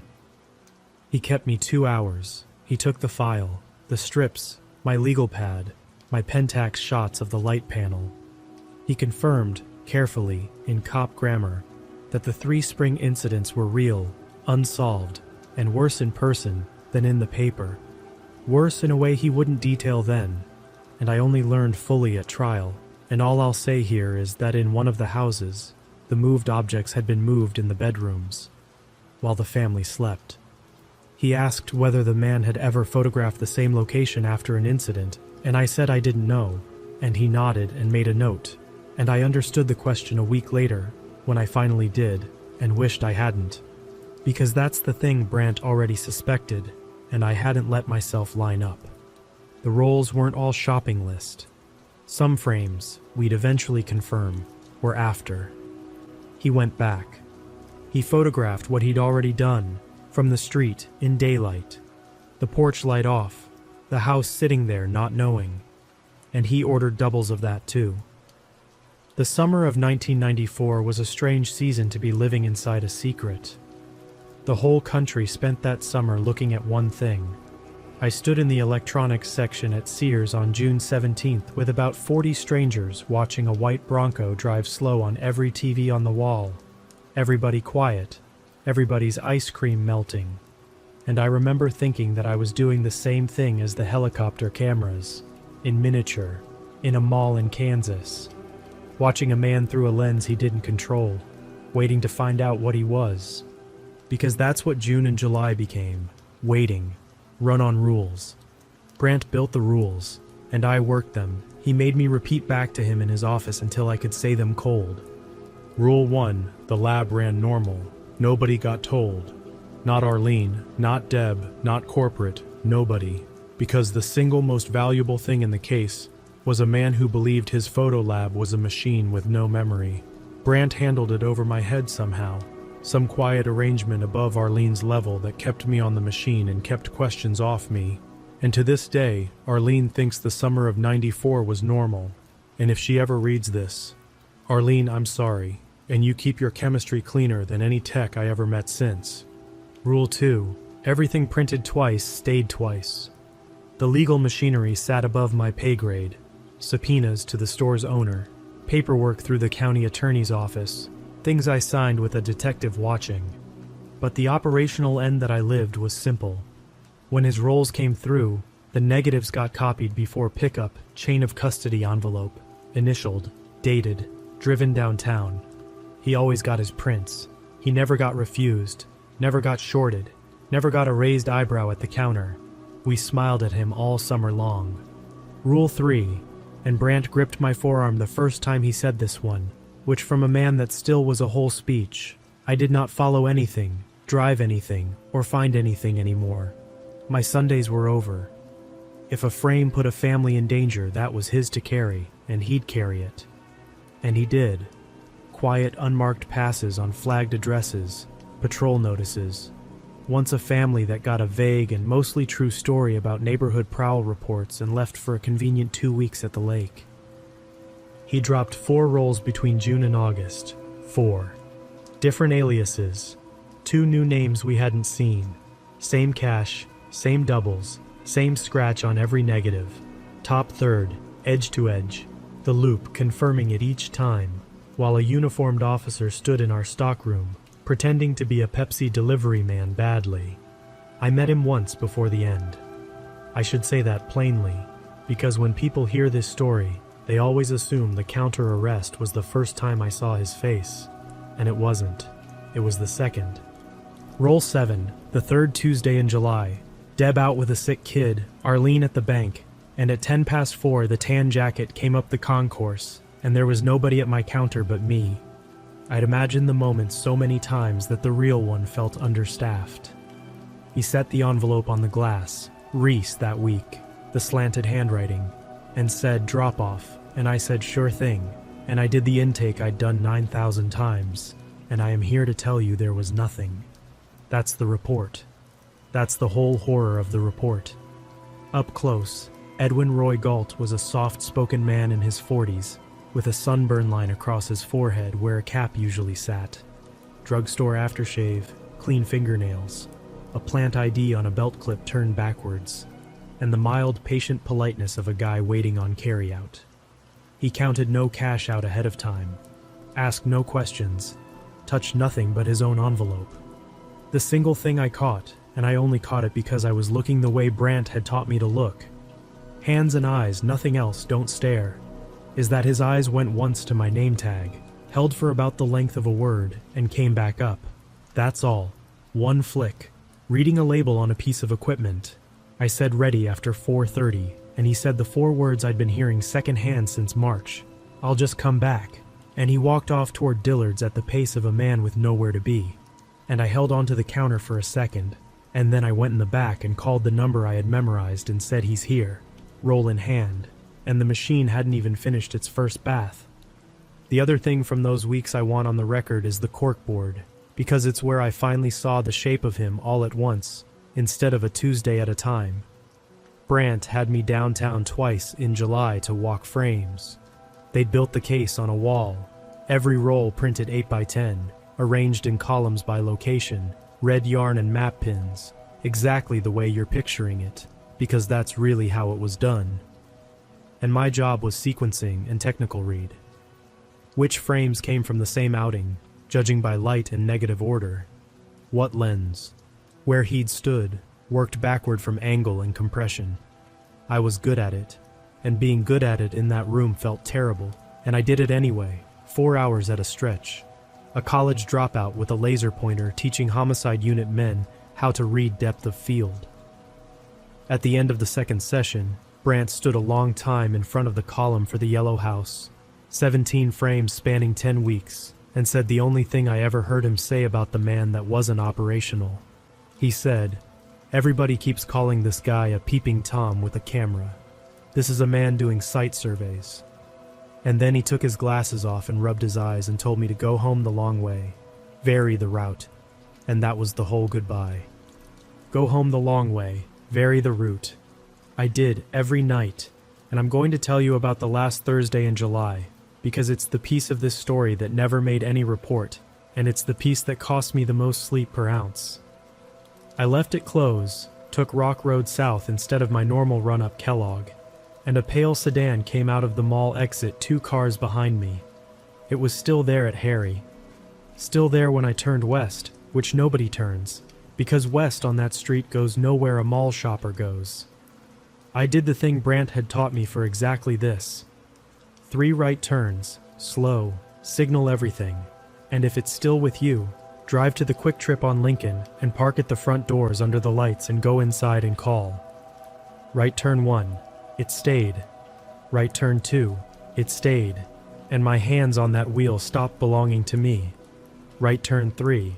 It swung wide, past me, and pulled into a Pizza Hut, and through their front glass I watched a heavy-set dad in a softball jersey walk in and hold up 2 fingers at the hostess, and I sat at the curb across the street until my heart quit slamming.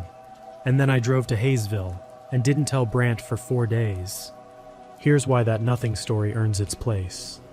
When I finally did tell him, embarrassed, expecting the reading glasses and a lecture about wasting adrenaline, Brandt didn't laugh and didn't reassure me. He wrote down the date, the time, the streets, and the make if I had it, and he filed it, and he said the sentence I've carried out of that whole summer more than any other. He said, "With a man who watches, you never get to find out which times were him." That's the tax. Everybody in those albums has been paying it since, whether they know it or not. Then he bought me a Coke out of the machine, which for Brandt was practically a hug, and sent me home the long way again. The content kept moving in one direction.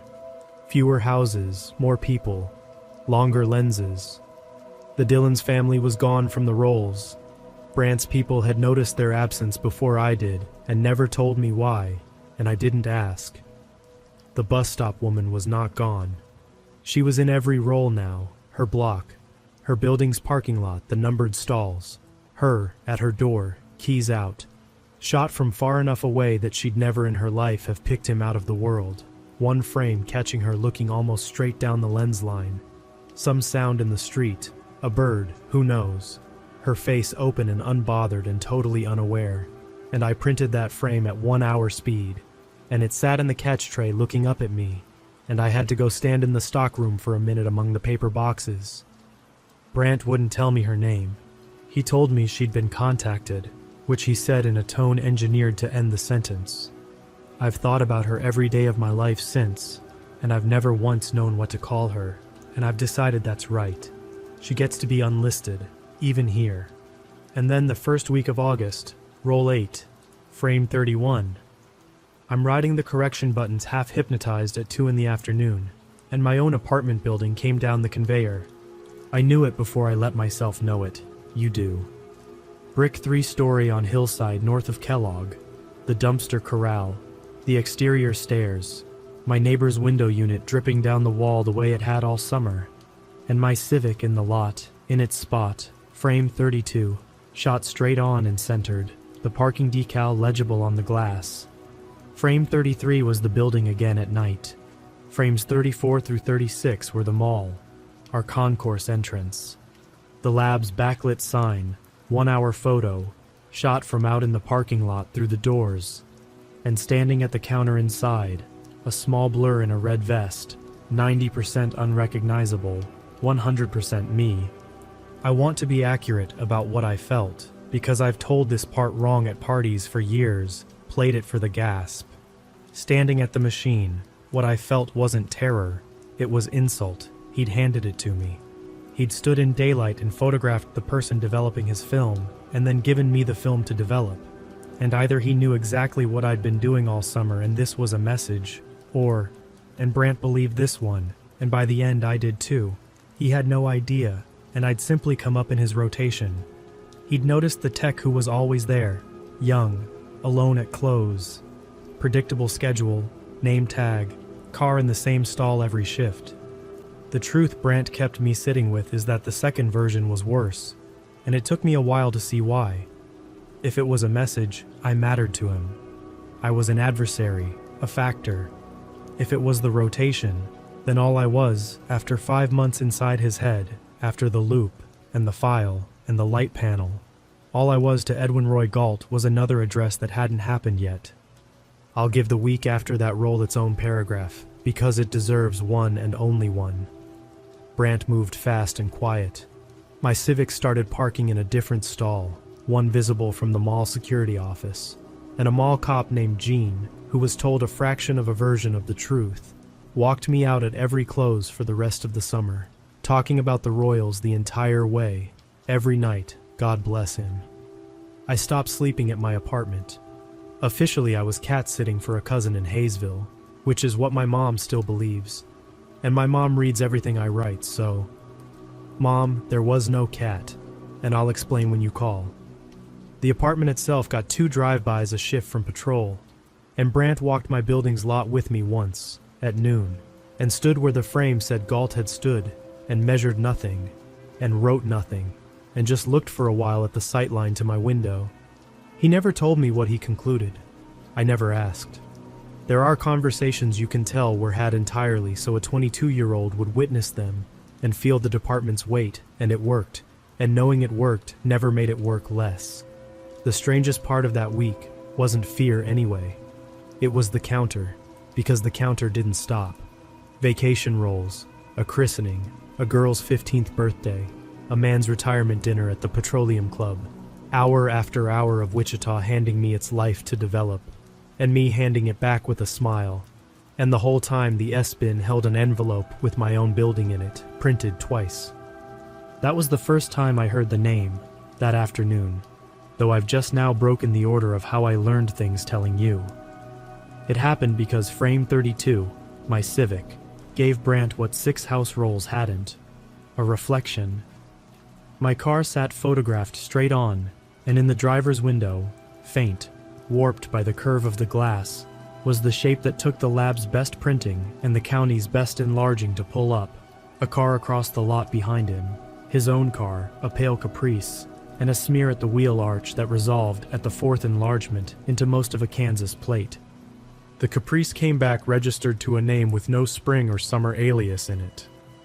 Edwin Roy Galt, 46, of Wichita.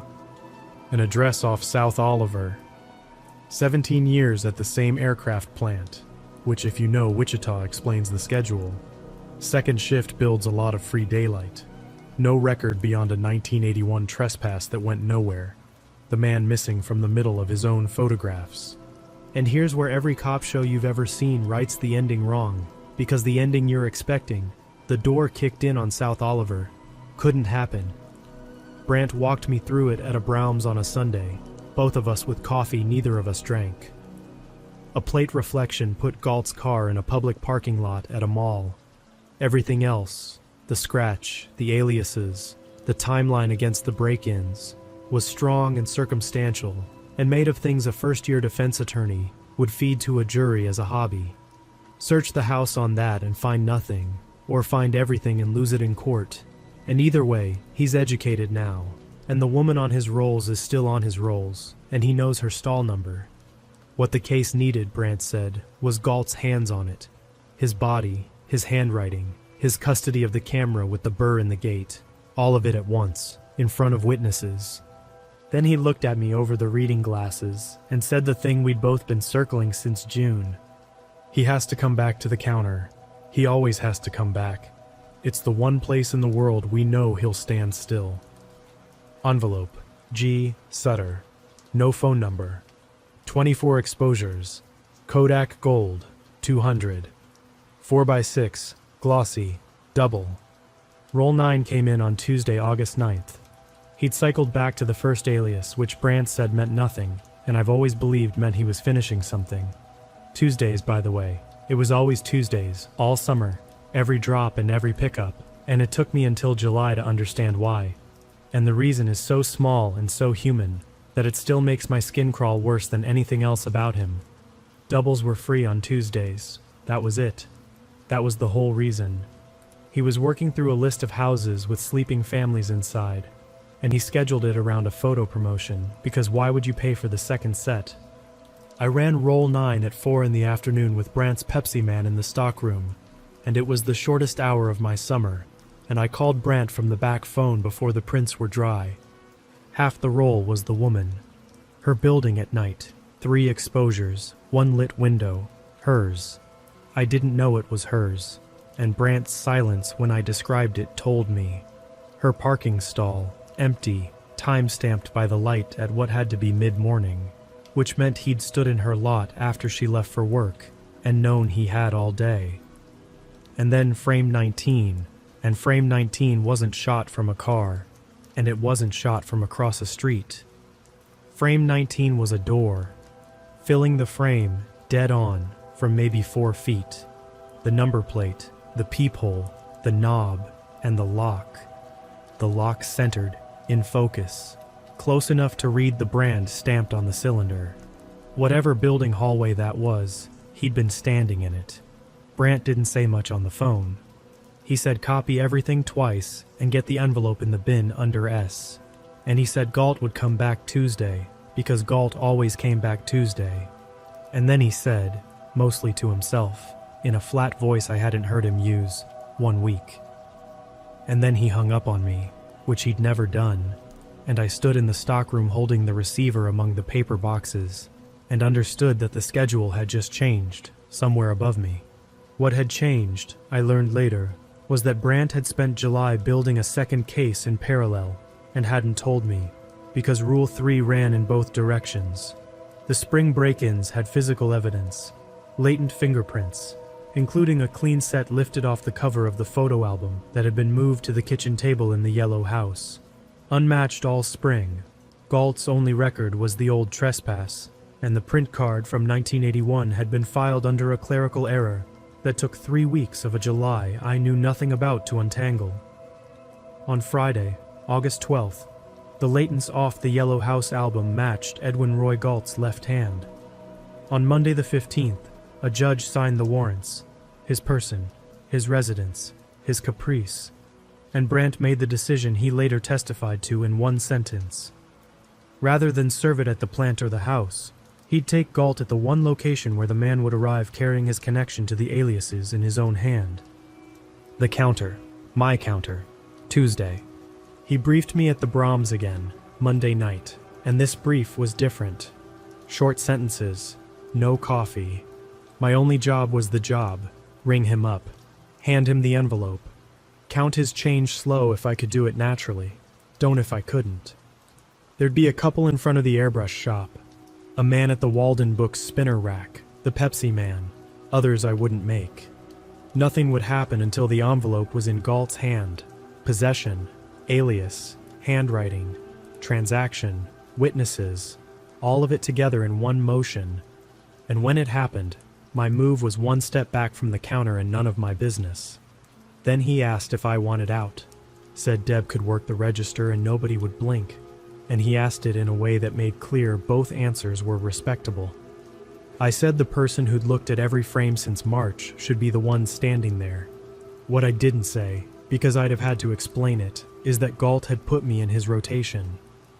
I was an address to him. I wanted one time before it ended, to be the counter instead. The week between the 9th and the 16th is the longest week I've ever worked, and nothing happened in it, which is what made it the longest. 7 days of running the machine with my back straight. Every tan jacket on the concourse, and it turns out August in a mall is wall-to-wall tan jackets, I counted. It kept me sane. Every one of them got the same half-second of my attention, hands and eyes, and none of them were him, because he was never early and never off schedule, not once, all summer. Wednesday, I recut a stranger's negatives crooked for the first time since training and had to reprint the strip on my own dime.